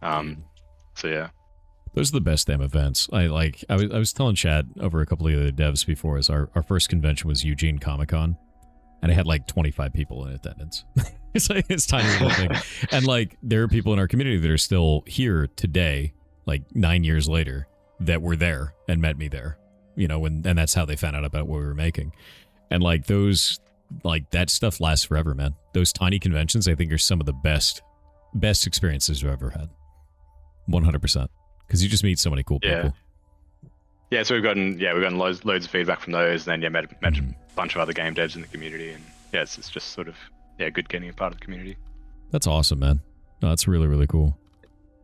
Wait, can I do if you don't mind me asking, poll into this bomb? What's up? I was gonna say, if you don't mind me asking, Thor, what do you think? So if you're making this game, is there anything from what you played so far that stands out that you think could use some work prior to releasing a demo? To be honest with you, let me think about that. Be brutal, please. Yeah, no. I think the biggest thing is enemy indicators. I think that's the biggest one, because this, if you look at the screen, it looks like there's no way out. There's no way to tell that there's like a way to avoid damage, right? But the way that it actually works is you need to be outside of the radius of these arrows, otherwise you take 10 damage. And so it's a little bit, you know, just kind of overwhelming all over the screen. It's hard to tell what's going on, if that makes sense. Yep. It does. This one's particularly cursed. We struggle deeply with indication. I think in terms of strong points, your guys' mechanical depth is enormous. Like I just took a cannonball, like a keg, mixed in the bottom half of another card that causes a pull-in effect, used it as basically an implosion that also applied agony to the enemy, and then threw it over here, and it just pulled the boss into it and then applied a debuff to it, which is nuts. Like that's the ability to modify any ability in the game with a ton of extra modifiers is really goddamn cool. Yeah. So the as far as like inspiration goes, and Nini told me I have to mention it. So Path of Exile is actually I love Path of Exile and the ability to build spells in Poe, and I think that was like a huge inspiration for how we're trying to design all these abilities. The idea is the bottoms are all supports and the tops are all your spells, and we pretty much have no tags because everything goes with everything. Yeah, that's awesome. I would say, I guess the only other thing is it's kind of hard to see the character. The darkness at the top is very deep, if that makes sense. That may also be because I'm sitting in a room with lights in my face, though. So take that with a grain of salt. I think the Angler room specifically is also darker for the moodiness of the Angler. Yeah, for the moodiness. Yeah, It's supposed to be Bissell. It's a horrifying creature, you know. I don't like looking at it. Freaks me out. Oh, he's got a lot of... Oh, sorry, go for it. You picked up on it before, Thor, but there's like all these bosses have these books built into them, and the idea is the corruptions sort of touch a book which spawns all this magical stuff, and then when you get it, eventually in the game when you beat this guy, you'll get the underwater book, much like the Queen Bee. You'll get the Queen Bee book. I really like that. So, with that in mind, what do you guys think is the worst part of your game? Besides indication, that's the easy mode answer. All right, so I think this is super easy to answer with this much imposter syndrome, but I do think that so I would go further than saying indication. So a lot of, despite the way the indication looks now, it's improved as far as clarity since what the game was 3 weeks ago. It's been a big focus of ours, but it's getting to the point where I think we have to start making some tough decisions around atmosphere or indication. And this is a constant sort of ongoing debate between Dothley and I, because we want to make sure that I'm pushing for the looks because I'm making the art, and he wants to make a tactics game that plays like a tactics game. This morning I was like, I called my wife in to check out the game and the changes, and she's like, oh, you got a lot of bright green going on now. And I was like, yeah, we need to get players to understand what's going on. So I think and neither of us are that good at UI, and we've gotten better, but it's a long process. I think understanding a way to get the UI to be embedded well enough that it looks like it fits in the game aesthetically, but at the same time conveys all the information we want, is going to be a bit tricky, and will take us some time to work out, I think. So I know indication's the answer you gave me. I think in general, just UI. I mean, so Duffley is laughing at me. We both had our ugly baby answers ready to go. And this was my one, and you beat me to the punch, Thor. So a different one is I think that the tomes right now could look better. I think that, so I like Gristle, and the ones on this screen are actually alright, but I think that Kreska and Vitro, the other tomes that aren't in the game right now, look a bit weaker and are less well integrated into the rest of the game. That's fair. I actually really like the tome designs as they are, and Gristle looks quite cool. It's just the butcher to me, you know, like, it's very neat. Yeah, I like that quite a lot. And it's also like very nice and thematic too, because you have this very movement oriented tome, and I think that's I like that each of them kind of has their own sort of flavor to them, and that flavor is expressed through the way that they do combat, and that you can cast all these spells as anyone else, but they may not be as effective that way. There we go. So that's the one doing the damage. Down the line, the intent is to have a lot more personalized tome-specific things going on, like barks and little voice, not like voice lines, but little speech bubbles and stuff, because they're going to all have their own sort of personality and stuff, just to keep it a bit goofy. So I think, like, artistically, and this is probably one for anyone who's like an aspiring game dev, we started with a very particular aesthetic in mind, which is the much like gloomier, darker, grimdark, darkest dungeon style. And I think that our inherent desire to be goofy and silly with things just kind of pierces through, so we end up in this weird no man's land between the classic grimdark style and us doing random funny things because we think it's silly. So yeah, I think, I mean, in a way it's good because we're not just sort of like exactly copying one-to-one what Red Hook did or what some of the other studios did as well. Like I think like Don't Starve and Clay, for example, also did a really good job with art design. Yeah. What would you say so far has been the most difficult thing to develop in this game? Whether it's in the game itself, outside of that, you know, things you had to learn, anything at all. I mean, I think the way that, from like a programming standpoint, the way that everything has to interact has been like, I feel like I'm slowly slipping further and further into the spaghetti. Like it kind of started off okay, and I was like, oh yeah, this thing works with this thing, and then like the new mechanic comes in, I'm like, oh yeah, I can make that work, and then the next one comes in, I'm like, yeah, I guess I can slot that into both of those things that I've already slotted in, and then like slowly, and this is before like all the rework, and slowly it just became this like, I need to like try and do something about this to make it a bit more sustainable for myself. So I think there's been, as someone who has no formal training in programming or anything, that's purely self-taught, like it's been a bit of a curve getting to where I am now as far as like having these mechanics all work together. So yeah. Also, Duffley, what's the ugly baby for you? Oh yeah, He that's managed to true. get out of answering it. Oh, he escaped it. Oh. Sneaking around. So I don't know. There's a few things. I think we struggle with the sort of like creativity side of things. I think Nini doesn't agree with me, but I think because we're both engineers, we're both very analytical. Like we both just want to like live in spreadsheets and numbers. And obviously, game development is such a more artistic medium that we've both thrown ourselves into. So I think we struggle a little bit with that, and I think like it's going okay, but not without a great deal of effort. It certainly doesn't come natural to us to get any of this sort of creativity into the game. So that's I'm going to be real with you. That's something you flex over time, man. That's you learn it, you know. And I'm gonna be real. On top of all of that is the game is incredibly creative. So you say that you're not very good at that. You guys are kicking ass here, you know, especially with the team working really hard on this. So no, like you're doing awesome.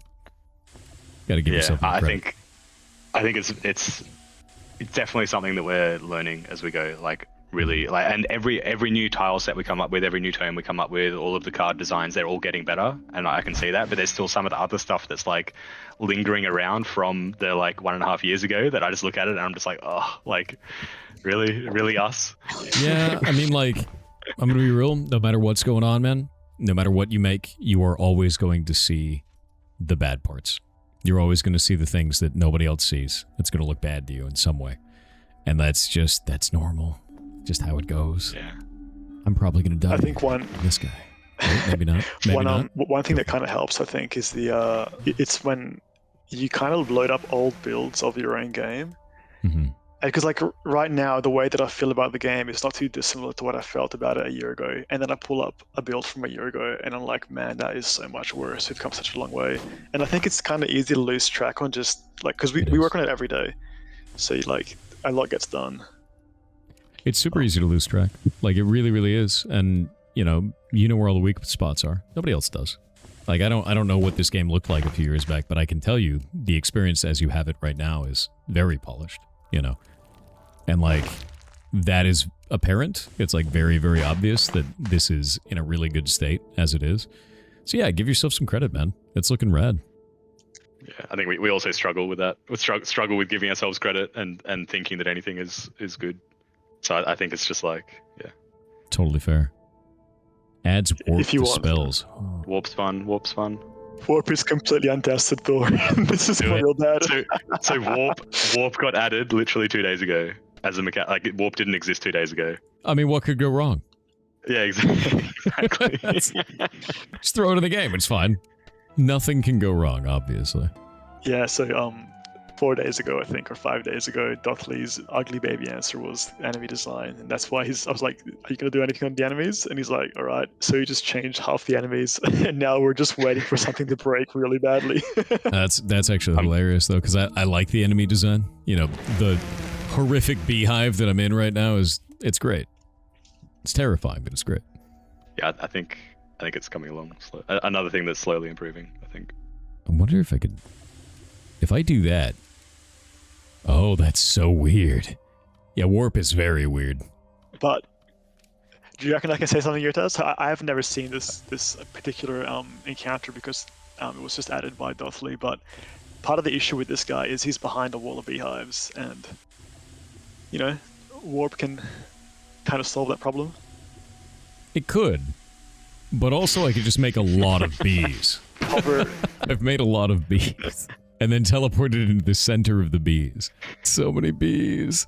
Now I'm stuck in the bees. I can't believe the game devs did this to me, chat. Why would they do this? Baited you into it. Why are these devs so evil that they would do this to me? It's horrible. A horrible thing. Look at that. And then, whoop. And then this dude can move away. Look at that.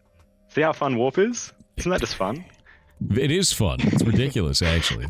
It's kind of overpowered, to be honest. He's trying to convince me, not you, Thor. So weren't these bees supposed to hurt each other? They're stinging nothing. Yeah, I think so. So some of them are just... So the worker bees that have the lock-on thing, if there's no enemy targets, they'll just kind of swing at nothing. Oh. So the lock-on kind of breaks the rule of being able to push enemies into each other. It's sort of the exception. I see. I've created the problem. So the bee... There's a lot the of bee these. logic And so part of the enemy rework was making the bees swarm like this, which they didn't used to do, but I think it's so much better with them swarming. It's kind of horrifying. So thanks for that. Thanks for all the bees, man. You're welcome. Oh my god, I think I'm gonna die here. There's too many bees. Okay, so they get basically a radius around them, and if you're within anywhere in that radius at the end of the turn, that's when they hit you. I see that now. Yep. And they're enraged. And then, so there was a weakness is also a radius, so if you step outside of the weakness, you won't have the weakness anymore. Ah, that's one of the most difficult things about these guys is the weakness is rough, man. Yeah. Just before this started, Dolphy was having a moment like, oh, I think I made the bees too bad. The weakness is swarming, everything. Yeah, I was like, I don't know if I overcooked it. You know what the best part is? So we're doing a convention next week, Thor, and we've seen you play now, so we're going to think, okay, this seems fairly balanced, and then we're going to get absolutely destroyed at the convention when no one can get through the first stage. Oh, they're going to get through it. They'll do it. Gotta believe. You gotta believe. They've got us standing over their shoulders. Honestly, I'm sure they will. It's difficult, don't get me wrong. Game is hard. But it's like fair kind of hard, you know? Yeah, I think so one of the big philosophies, and this is all Dolphy, is like the game tells you what's going to happen. So there's a lot of games that have you have two options, right? You have input randomness and output randomness. Input randomness, like you have a different set of cards that you draw, or you might get different things in the roguelike loop, like different enemy encounters and stuff. But you know what you're going to be doing. You always have an exact idea of how your card play is going to end up affecting the outcomes. There is no 50% chance you crit or anything like that. So I think one of the upsides, one of the sort of leeways we give ourselves for making things a bit challenging is you see exactly what the outcome is going to be if you press enter at any point, which is those numbers that show up. And that way, I think having no randomness kind of gives you a tiny bit of agency to make things a bit tougher, especially because if you don't, then the game gets stale pretty quickly because you know exactly how to get through everything. Definitely. I think a lot of this is just it's nice to be able to play out the entire turn as well, and the amount of stuff you get in terms of kind of ability here is nuts.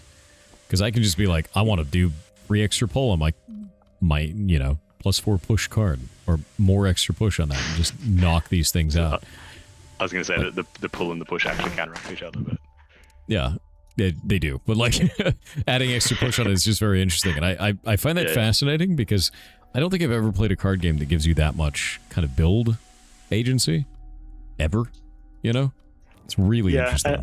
Trying to market that's pretty funny because you're like, hey man, we have so many different permutations in this game, and I think every deck builder is going to say that, right? Because you can play them different ways each turn, but with having these different primaries and secondaries and the way you can build it out, you really have so many ways to clear any turn, and that's what makes it the puzzle you were trying before so cursed. Because it's not just, hey, I got 5 cards. It's, hey, I've got 5 cards with 5 secondaries with different toy placements. The number of permutations you can try pull off are just, it can be quite overwhelming as well. Yeah, it's enormous. I can't even imagine how much, testing time that needs to take for you guys. It's going to be huge.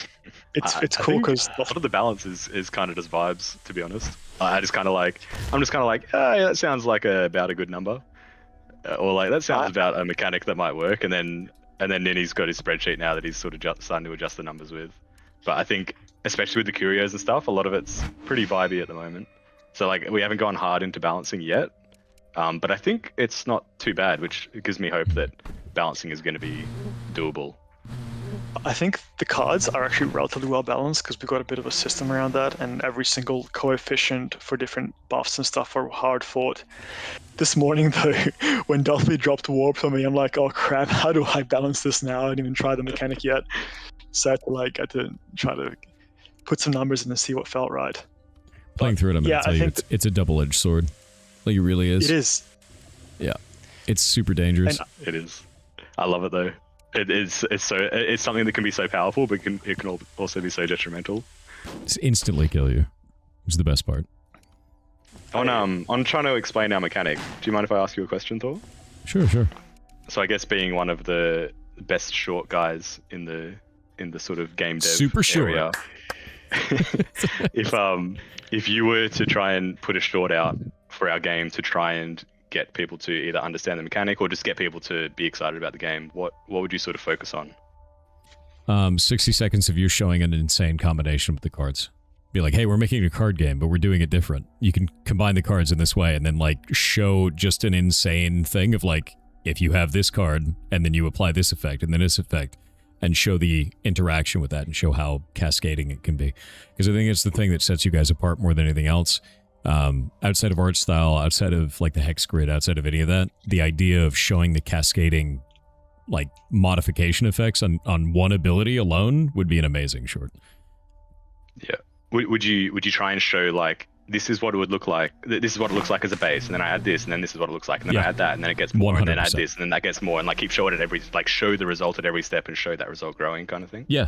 I mean, you could even do it with like, you know, your keg, the keg bomb thing that we were showing off earlier, and just show like radius increase each time. Just boop, boop, boop, boop, boop. But like more than just radius increase, stuff like the knockback, stuff like applying debuffs, like, and then say you can do that to all of these cards. And if you just showed like a ton of cards that are in the game flying past, people can see all that kind of stuff. And I think that's something like that would be huge, because I think that's the thing that, like, to me, playing a lot of card games like this is hyper compelling, mostly because you have so many weird modifiers that can go on there.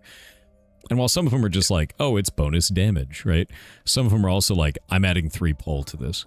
And that changes completely when you have a character that does more damage the more he gets collided with, and the more pull that gets pulled into him, the more damage they take, you know? It's a very different kind of feel at that point. Yeah, and I think the bounces and the areas and the pushes, I think they all like end up combining in a really satisfying way as well. Yeah, I agree. And like even with this, we've got Bone Hook with 2 pull, wouldn't kill him. Add an extra, 4 damage to that. It's not going to work because I'm weakened, right? But what I can do is apply 2 agony to it. So now when he gets hit, he's going to get agony on him, and now I can just end my turn, he's going to die. And like all stuff like that is just, it's fascinating to see that kind of a combination, because it's just not like that in like any other game. Yeah. Oh, I can get a warp. Ugh, more warp, dude. So mechanically, what I need to come up with is how can I make warp scale with more warp? And I haven't thought of a good way yet. As in like adding warp to something that already has warp, how do I make that more warpy, Does warp count as movement? Does it work with lacerate?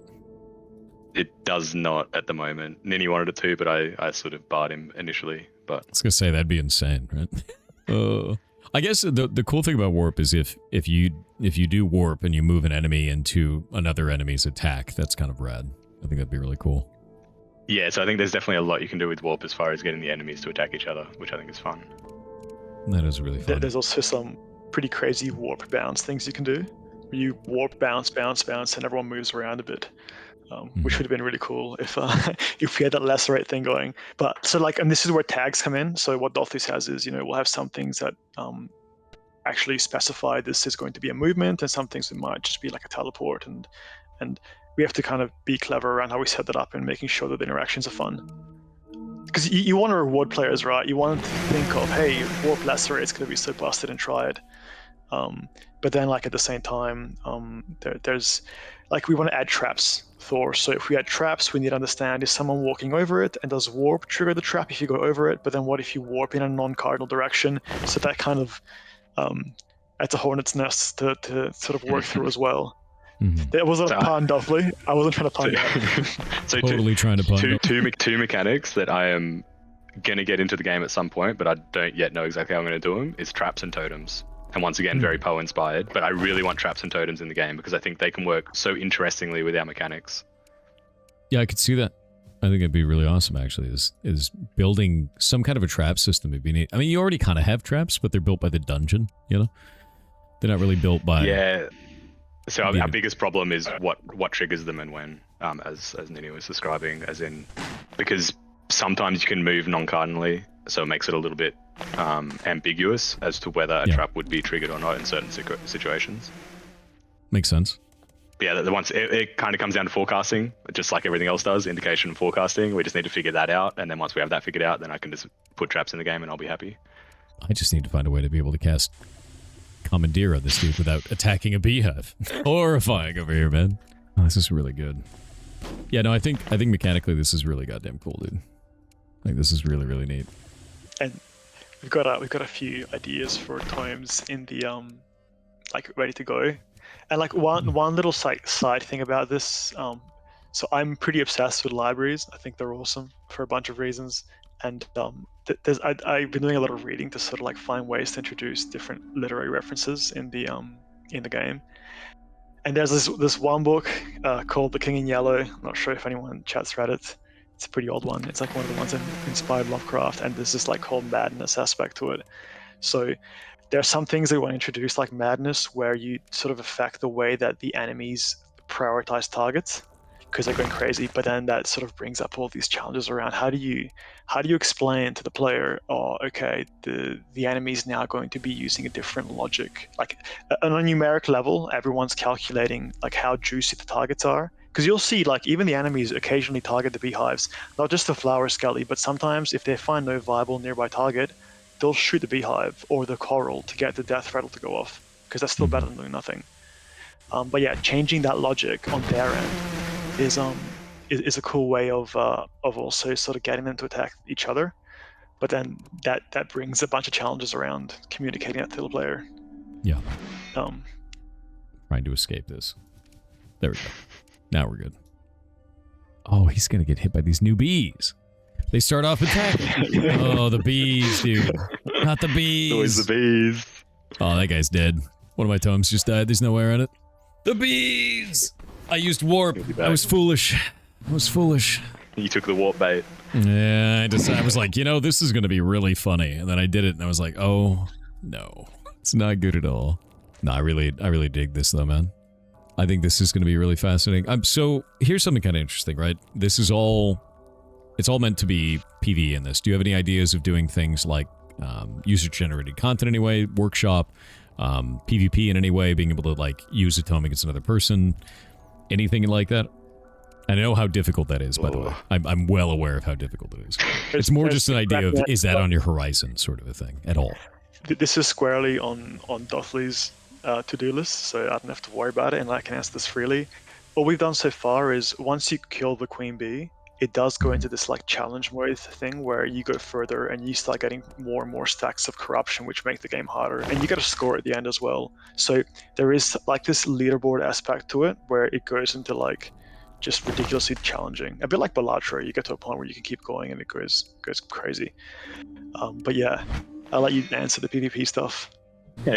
So as far as balance goes, all that stuff I said about it's okay if they're just having fun being powerful, that kind of all goes out the window if there's any kind of PvP aspect. So I'm pretty determined not to go PvP. I think if there was any user-generated content, I'd say it would be like something along the lines of like the cards, the decks and the tomes, I think would be like the sort of, I think, potential down that way.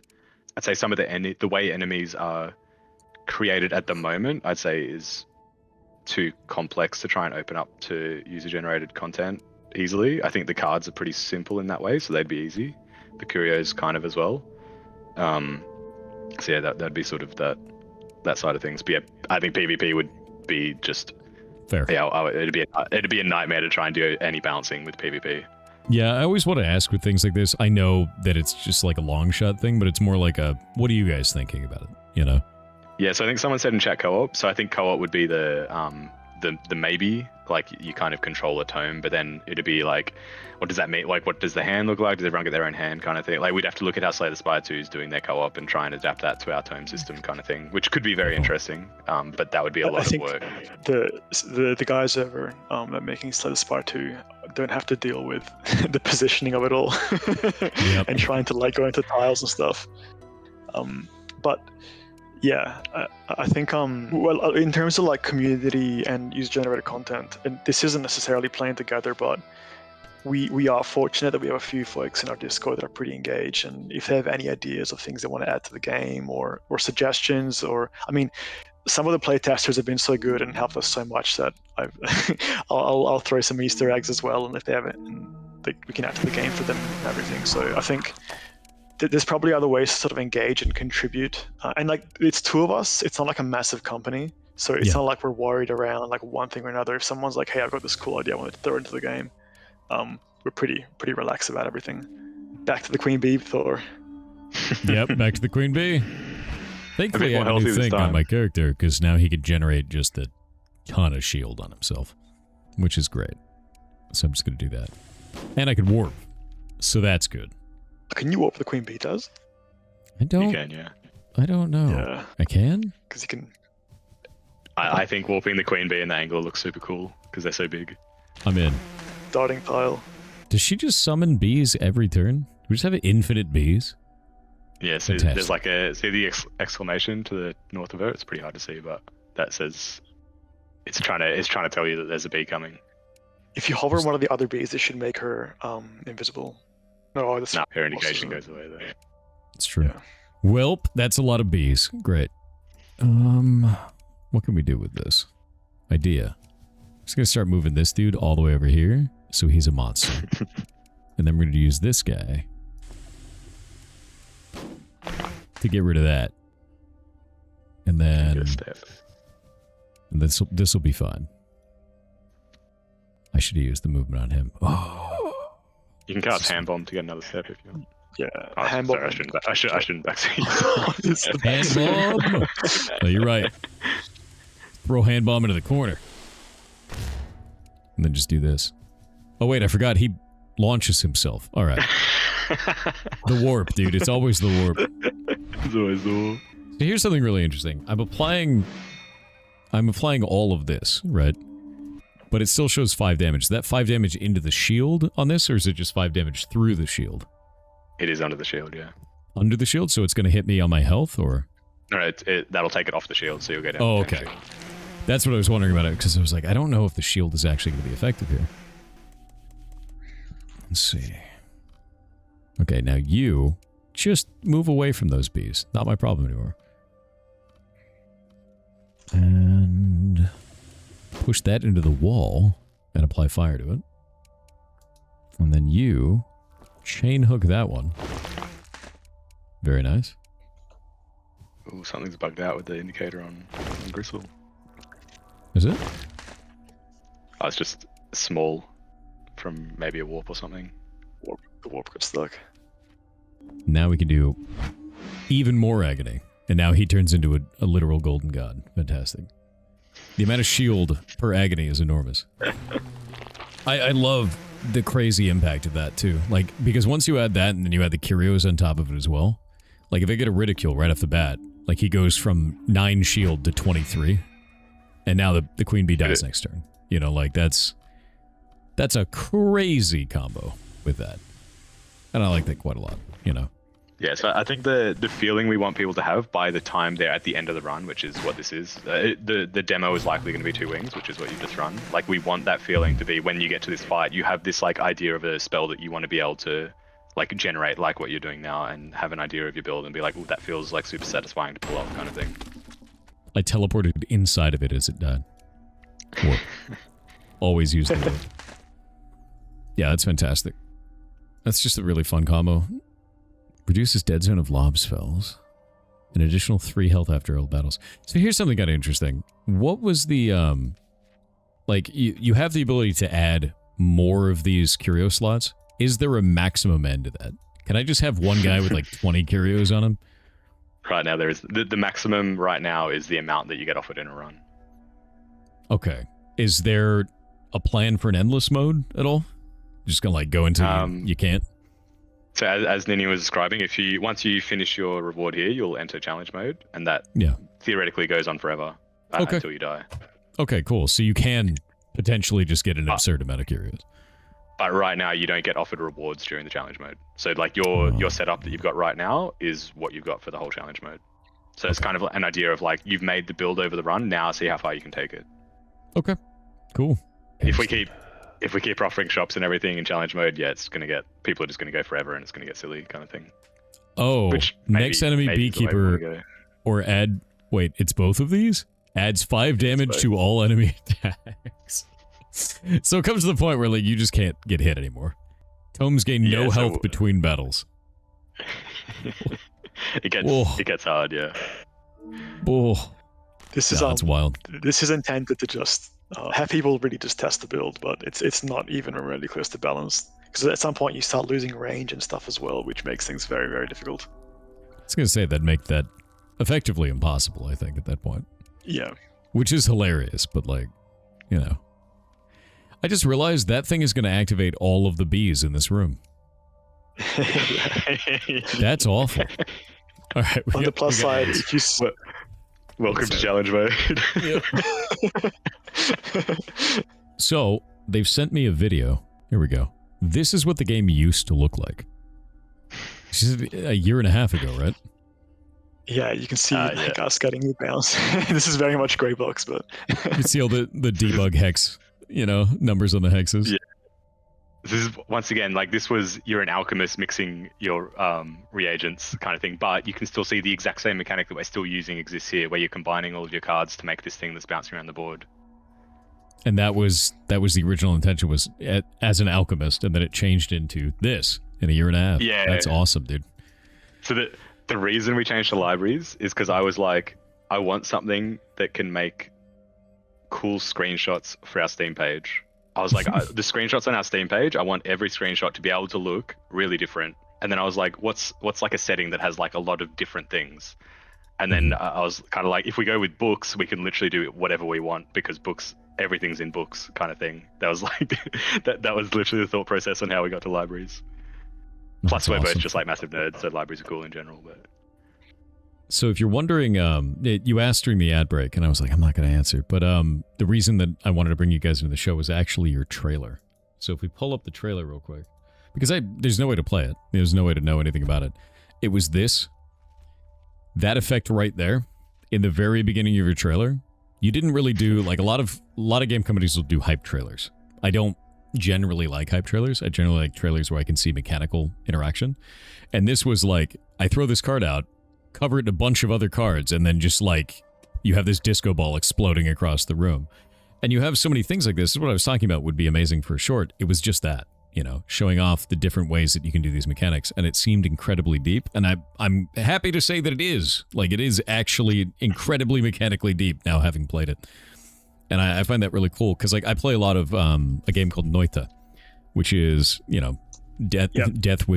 wizard death simulator. Basically, you just make a crazy combination of spells, and this feels the same, but with a card game in a tactics setting. And that's not something I've really seen before. A lot of tactics, a lot of the times, is like you have one ability, one cast. This is one ability, many dozens of ways to cast it, even on the same hand, which I think is really interesting. Yeah, and I think the cool thing is, obviously for the trailer, those situations are quite like contrived, but I think they're actually not that far from some of the things you can actually find in the game, like just organically. Yeah, that's awesome. Yeah, exactly. Thanks. Pushing this guy away. Oh, what's up? I was to say thanks that we were super excited, like super honored to be able to make it to the show. It was a very, very good moment for us, and we're like, I wonder what sort of stuck out to him. Yeah, the reason we asked is because we've just been rejected for so many other things, and we're just like, I just wanted to know what was the thing that stuck out, so we can like lean into it more, kind of thing, just to try and like, okay, it worked somewhere, so like let's see what worked well, and then we can try and like lean into it harder. Try and go from there. Yeah, no, I know how difficult that is. You'll get rejected for all kinds of stuff, but I think you guys are making something really cool. I think the other thing too was I looked through all of the games. Forrest looked through all of the games, and we kind of talked about a whole bunch of them. But you guys are a small development team as far as we could tell. Couldn't really know until we talked to you. And then no publisher. So I tried to prioritize games that weren't going to get a whole bunch of money thrown at them for marketing as well. That was the other thing that I went for, was like, how many, can they get seen? Do they have a publisher throwing money at it to help them get seen? And that was you guys didn't. You didn't have one. So I think to me, that's the most important thing, because if we're doing a show where we're trying to show off indie devs, you should probably find indie devs that need to be shown off. It's like super important. Yeah, and like so many of the other folks with games that you've shown off, like there's been so many cool games so far. Ones that we've also found in the wild, so it was kind of cool sort of finding us being part of this with them. But I think I've watched most of the showcases, and there's some awesome games you've tried out in the last month. There's been some amazing games this month so far, and it's kind of hurting my wallet because I'm gonna end up buying a whole bunch of them. Because they're on my wish list now, and it's like, dude, we've got all these crazy games now. Oh, what can I even do with this? Oh no. Oh, I think I'm stuck. I like how you're still just deliberating this turn because you don't want the inevitable burst. It's just gonna be bees. Oh, there's bees everywhere. Wait. Oh, it killed my dude. There's so many. I didn't think it was gonna be like that. There's so many bees. So the game eventually will have it so that as you work your way through the wings, you gain stacks of corruption. So now you've got the +5 damage corruption, but between wings, you'll be able to decide what kind of corruption, and obviously some things you can mitigate better with your build and not. Some of the folks in chat are recommending Twitch integration, potentially integrating with the cards, but having chat pick the corruption could also lead to some pretty funny outcomes because they're trying to work against the streamer in some cases. I mean, So, honestly, some good ideas for chat. there can be so many different ways to do that. And I'll tell you right now, no matter what's going on, they'll try to kill you in a video game. That's what chat does. Like, I didn't even imagine the little things, like if chat votes on, we're adding another monster to the next round. Like, it's like, oh, I could see anything. Then you got devs pushing you to use warp at your own peril as well. Warp It's is just danger cool. everywhere. I have to say, warp is actually really cool. I just had to have it showed off. I think it's such a cool mechanic, and I think it's such a fitting mechanic for our game. I did just do something really weird where I did a warp into a pull, and it totally worked. So Yeah, so there's like a stack, there's like a mechanic stack that I guess once you get more used to the game, you'll slowly understand, kind of thing, where like the impact occurs, and then the push occurs, and then the warp occurs, and then the shatter occurs, and like that kind of stack, and then it's kind of like poker sort of thing where like everything's battling. So I was just watching the turn play out. yeah, I'm trying to find ways to not explode instantly. Apply more agony. Wait, that's broadside. Do I want that? Yeah, I want that. You just warp away. It's a great idea. I'm trying to get him to blow up his own body, basically, at this point. Because there's just so many bees. There we go. There's 12 shield on him. Somehow now incapable of exploding. No, 18 damage. Does he get more as he gets... Oh, because he's enraged. Yeah. Oh, that's monstrous. Oh, that's interesting. Why can't I take this +4 damage on this? No more mana. Even though it's +1? So Or is it +1 cost? Yeah, so you have 2 mana, cunning ball cost 2, and then to add the secondary is like the additional cost. Are there So it any costs that 3 add total. -1 to that? Because when it says +1, I actually thought that was adding 1 to my pool rather than 1 to the cost, if that makes sense. If we do like cost less, I think it would probably be in the text. It would say like -1 cost in the text under +3 push, for instance. Whereas we're kind of I think the plus in the instead of just having a 1 is probably the thing that's making that confusing. So Makes sense. I guess that's good feedback there. Because plus, I don't know, and something like that, it makes me think like, oh, I'm getting a bonus. Yeah, I think I put plus there because I was kind of like, you're adding cost to the cost of the spell was kind of my logic, but I can see how that can go a different way. I think I actually get to survive this turn. You do? None of them survive, though. Except now these things are everywhere, and they're disgusting. I like how they have little pieces of books in them as well. Like little tiny books, you know. Oh, bone hook it. Okay, bone hook. That will make him survive. Good, yes. This one is probably gonna die. Oh my god. Apply 2 agony. Wait. You're saying there's a chance.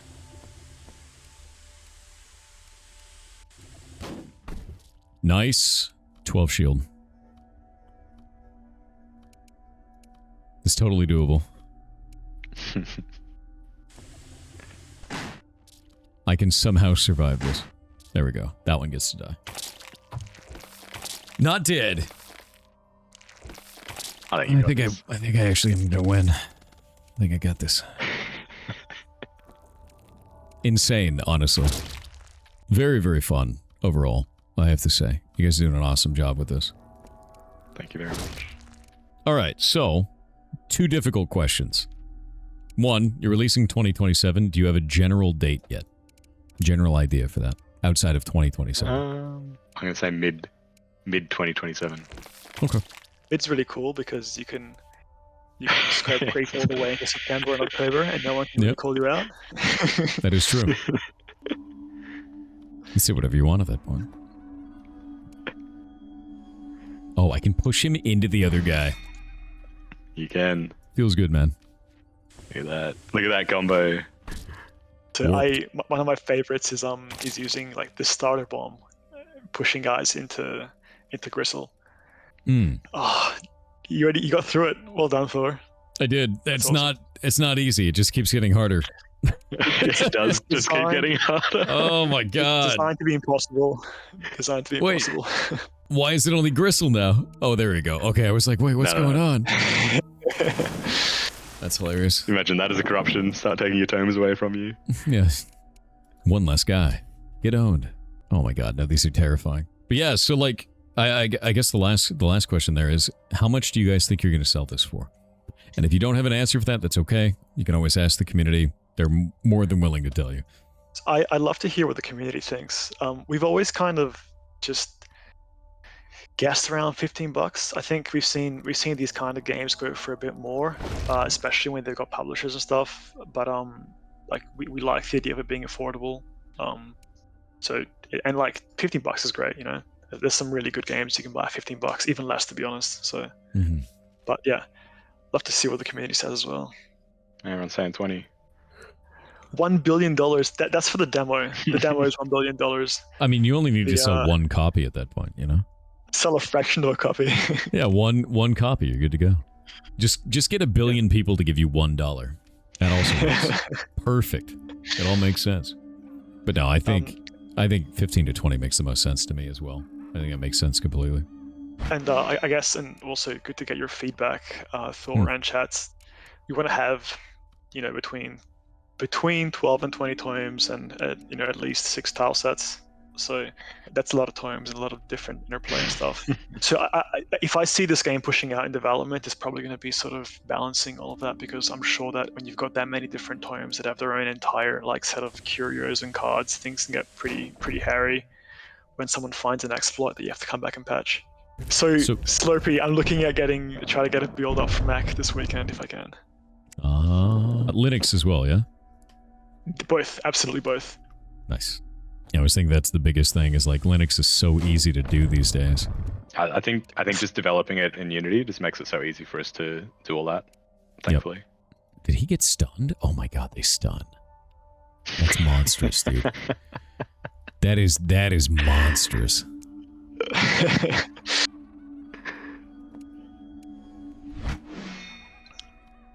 God Good damn. luck.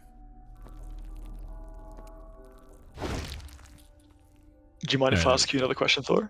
Yeah, go for it. So, you've played a bit, and I'd say like you really get the game at this point. Is there any mechanics and stuff you'd think would be really cool for a tome? Or like if you were to play the game again and the tome is in there, you'd be like, oh yeah, I'm picking this one immediately. Another mechanic?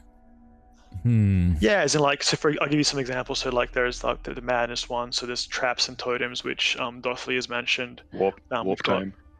Warp time, which I think Dothley's going to implement this week.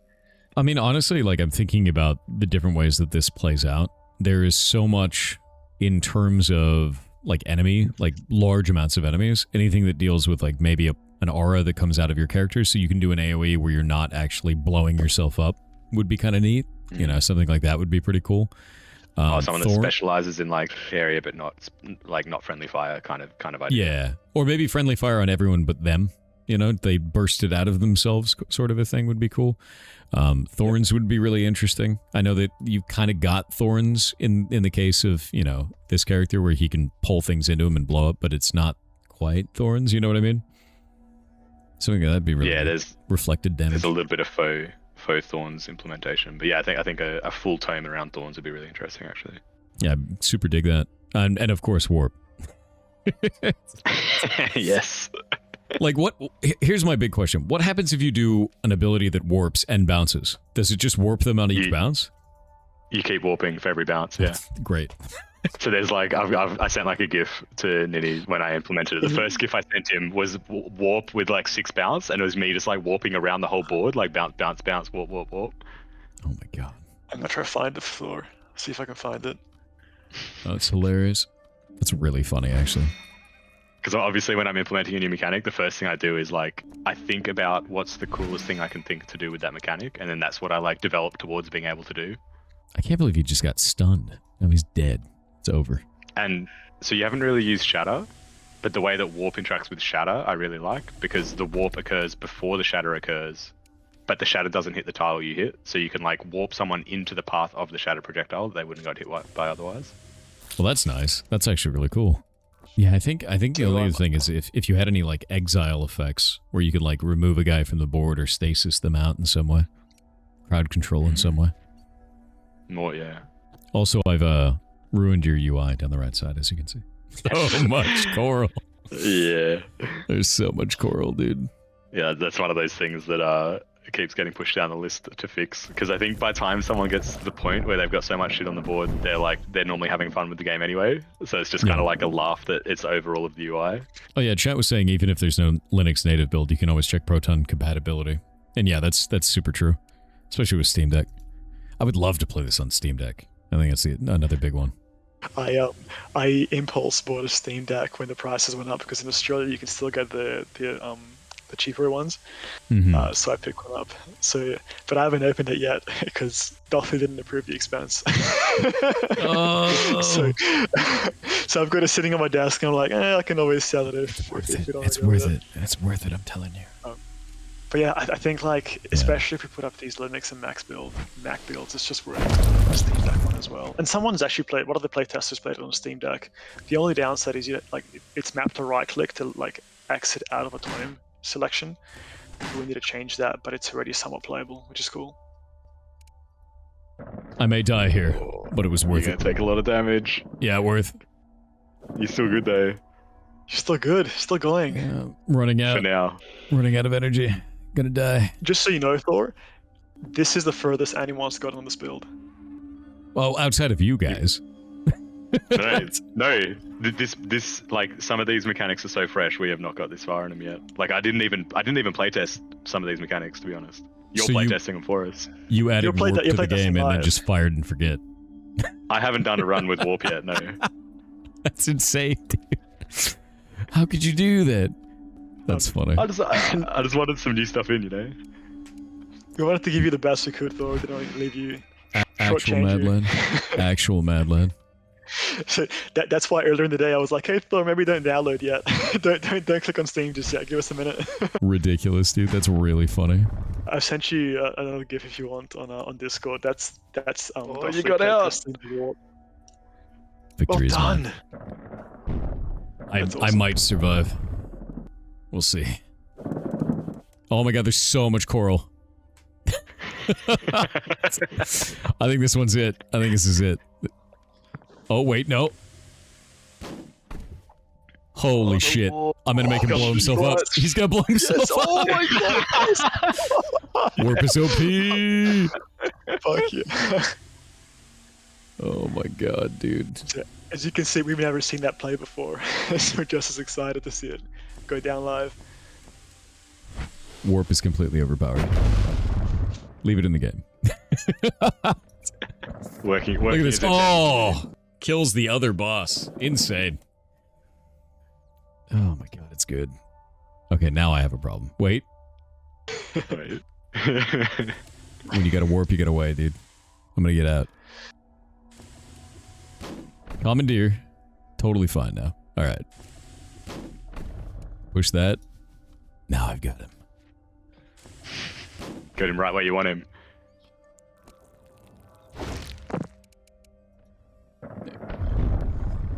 Oh! I don't think I have to kill anything other than the big guy.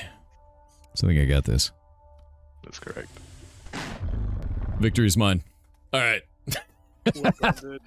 That's Easy. very- Well done. That's very hard.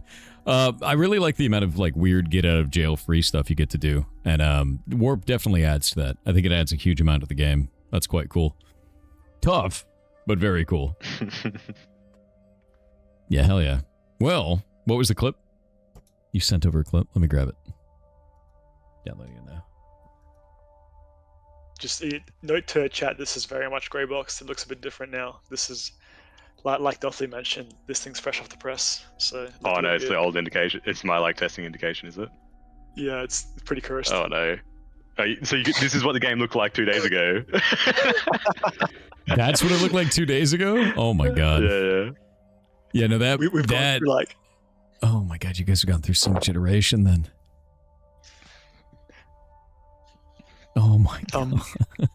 Oh, even the indicator. You can even tell the selection indicator on the bottom of everyone's change, yeah. Oh my god. Yeah, no, all of it's changed. That's a lot, dude. Yeah. You guys are iterating on this very, very fast.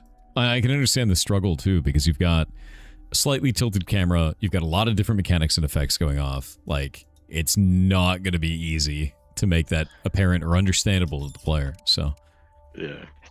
It's funny you mentioned the tilted camera. It's so astute. It's such a good observation because we're fighting all the time about this. I want to have like a more side-on view because it looks better. Like you see the assets more. And Dothley's like, you need to see the game, you need to see the board, you need to understand what's going on. I want top one down. Thing that might be, yeah, he wants top down, which I think would look terrible. But I think you're going to reach a clash there because it's more readable from top down for the grid. But your characters are all side-on. It's the perennial clash we've had for the entire game. Yeah. There's a few of them. But one of the solutions potentially, which actually a playtester suggested, is having like a toggle which shifts to like top-down. I'm not sure if you played Civ Thor, but like you can change it from like side-on to top-down, and potentially having a tactics view might be pretty handy, especially for the people that want to get all, like really like get into it, you know. It'll do the thing that Mugenics does, where like they turn into like tokens or something. Like you go top down and everything turns into little tokens, and everything's just like super clear token indicators from top down mode kind of thing.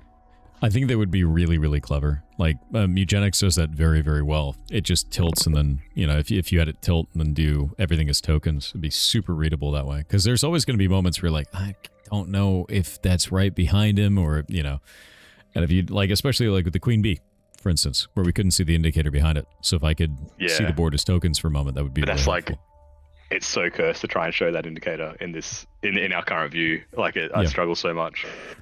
I think with that, the only thing you had to do was hold down a button and it just changed the model. So I think if you just changed the model to like generic models, because it wasn't a unique model per enemy. It was like based on the size of the enemy. So if it was a tiny one, it's a tiny model, like tiny token. If it was a big one, it's a big token. Yeah. So with just that generic here. Yeah. So if you have like a medium model and a small model and a big model, I think that's the only thing you'd have to hold in data, and then it's like really simple to go across. I think that would work really well. Mugenics does a lot of stuff very well. Like ridiculously so. Visibility is definitely one of them for that. Look, I'm going to die on the first turn. It's been real. Because there's no warping out of this one, man. Oh my god. I reckon you could do it. I don't think so. How do you get out? I got no HP left, dude. It's done. I like how Sneer has like no radius too, or no range. It's actually, if you look up the top, you'll see the corruptions. I think you got a corruption which reduces your range. Oh, you just got a -1 range corruption. Oh god, damn it. So if I sneer, I'm gonna sneer at myself. Sucks. Oh. So on the note of these like never-ending arguments between Dothley and myself, the last dev like had a really cool game, Stories of Somnia, and when you asked him like the advice, he gave one bit of feedback which I think is pretty good around like doing it yourself. I think from my perspective, there is no way I'd be able to do this if it weren't two of us. I think it's way easier to sort of motivate yourself when you know that you're letting down two people. The downside is like the two of us get along like a house on fire, and that's like the minimum level of friends you need to be to not kill each other. I think we're always arguing and stuff about this, but I think overall like we have a pretty good idea that we both want the best for the project, and like we're attacking things differently. I'm looking at sort of the visual, like the art design, and Dothley wants to make sure the game plays well, and he's really good at sort of making sure that everything fits in with the idea that we have for the game. But yeah, I think it makes it easier to kind of keep you focused. Also, if you're like, if you're diving and you're up against a hard bit, it's super easy to like put it off and justify it to yourself when it's just yourself. When you've got somebody else who you care about, is relying on you to get it done, it helps to know that if you don't get it done, you let them down as well. And I think actually the fellas that made Mothership Down, I think it was, there's two of them, and they also mentioned sort of this, like, two of them helping get the game Had that moving dynamic, along. yeah. Yeah. Oh, yeah. Most definitely. If you want, after Thor, I'll send you all 4 ferrets. Yeah, do it. Do it up. There's That would be actually 3 pirate really awesome. ones and 1 mad header. This one was the curio room. Oh, it's the radius one. So I was like, why do I have 2 guys? I'm so confused with it. But yeah, so we're well over time, but that's okay. Been having a blast on this. I'm interested, do you guys have any advice that we give to new people who are just starting out? Anything at all. Could be anything. I guess the fact that we've managed to do this from, like, neither of us have any formal training in either programming or art, and I think we're making a game that holds up pretty well compared to other games in the industry. I think the fact that we can do this from just being 2 random mining engineers with no training, I think is probably pretty, hopefully, like, reasonably inspirational for people to see that you can just kind of do it. No, I super agree. I think that this is pretty good proof that if you're waiting, stop it. Just go make things. Like 100% just go make something. One thing I'll add as well, which we kind of touched on before, but we're pretty fortunate here in Perth, but if most places have some amount of game dev community, and like, if you get involved, it's great because they organize events like the playtest. You get to speak to people that sort of know more than you, at least in our case, know more than us. So I think if you do have a community around, or like even a Discord of the community, getting involved with that can help. And then you can do things like the game jams. Like you do an awesome game jam as well, Thor. Actually, I think is such a cool way of like just getting your hands on the tools. And often, like, these organized game jams, you work with other people as well, so you get to learn from their expertise. You get to sort of focus on whatever area you want to learn in. And it's like you say, Thor, just go do it, just go make it. I think Do it. yeah. So the jams are good for that, and so is the community. It helps a lot. I think it's one of the biggest things is, like, people don't, I don't know, they get caught up in their heads thinking that they need to not, try things until it's the perfect moment, and that's not the case. You just need to do something. Anything. Doesn't even matter what it is. As long as you're doing something, Is it gonna work? Oh, that's a lob ability, isn't it? Oh. Can I there is a can I point out something you said before, like a quote straight from the horse's mouth? Sure. Which is a good hint, or do you want to go no hint? Yeah, do it. So at some point you said, I gotta group them up. Yeah, I've tried to find good ways to group them up, and I'm looking for, I think this is the way to do that. Because then I could do that into... Can we bounce that? Now there's a way to do it. And while you do that... Whoa. While you do that, someone in chat asks, so we did some dev for fun after COVID, but we started this project officially 2 years ago. But it was all like just messing around in the evenings. We only really started working on this obsessively about a year ago. So yeah, we didn't really learn the basics as much as we reiterated. We reworked so many of this stuff in this game so many times just because we kind of got into doing things before. Like we didn't like learn to do everything properly, which is why everything's gotten done and repeated so many times and iterated so many times. But when you keep doing it, you just kind of get the hang of it. So close, Thor. I feel like I'm really close to it. Idea. There's gotta be another one in this. Okay.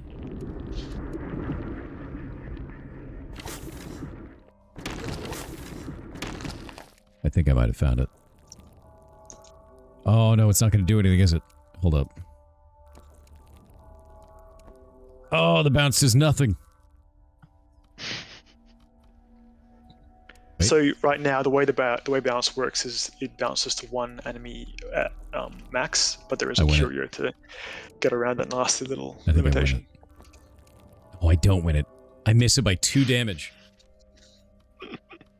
I miss it by 2 damage.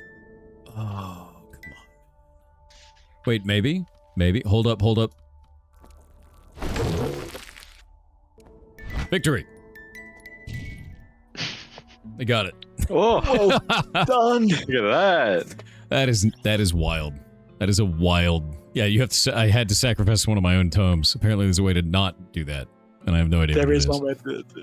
Oh, one that's more awesome. idea for the user-generated content is like Sure. we'll probably have some kind of puzzle mode, like that room, but like a bunch of different rooms like that, and people could generate those rooms. Like we can just give them all the enemies, give them all the spells, and they can quite easily generate a room that is like a little puzzle room. Would you want to do that kind of like Mario Maker, where they have to beat their own level to be able to publish it, or? Oh, well, that's a cool idea if we do it. Yeah. Because otherwise, you're going to have people to make things that are Yeah, impossible. just silly. They will find a way. Oh, well, we have to go get ready for the next game because I only got 14 minutes. But this is a blast. Your guys' game is really cool. I think you guys got a really cool outlook on it. And I can't wait for the demo to come out, man. Like, you've got a lot of really cool shit here, honestly. You really do. And Thank you very much. I really hope that you guys feel comfortable enough to launch that demo and start getting tons of feedback, because you will. You're going to get a bunch from that, you know. But this is Thank awesome. you so much. And you do have a And I hope- Discord. I'm going to send that out to the community now. One sec. Let me grab that. I hope chat all buys the demo. It would mean a lot to us.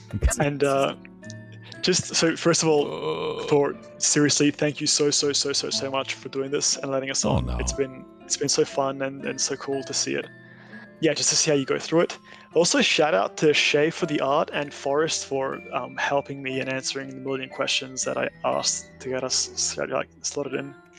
Oh, yeah, no problems at all. Like, honestly, the pleasure's all mine and the rest of the team, man. Like, it's cool to show off what awesome things you guys make.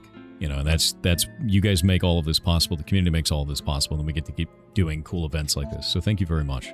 Honestly, thank you for showing us your game. Awesome. Thanks, Thor. Will the demo price Have have a a good day. discount? You goblins, I swear to God. Their demo will be free. It's a demo.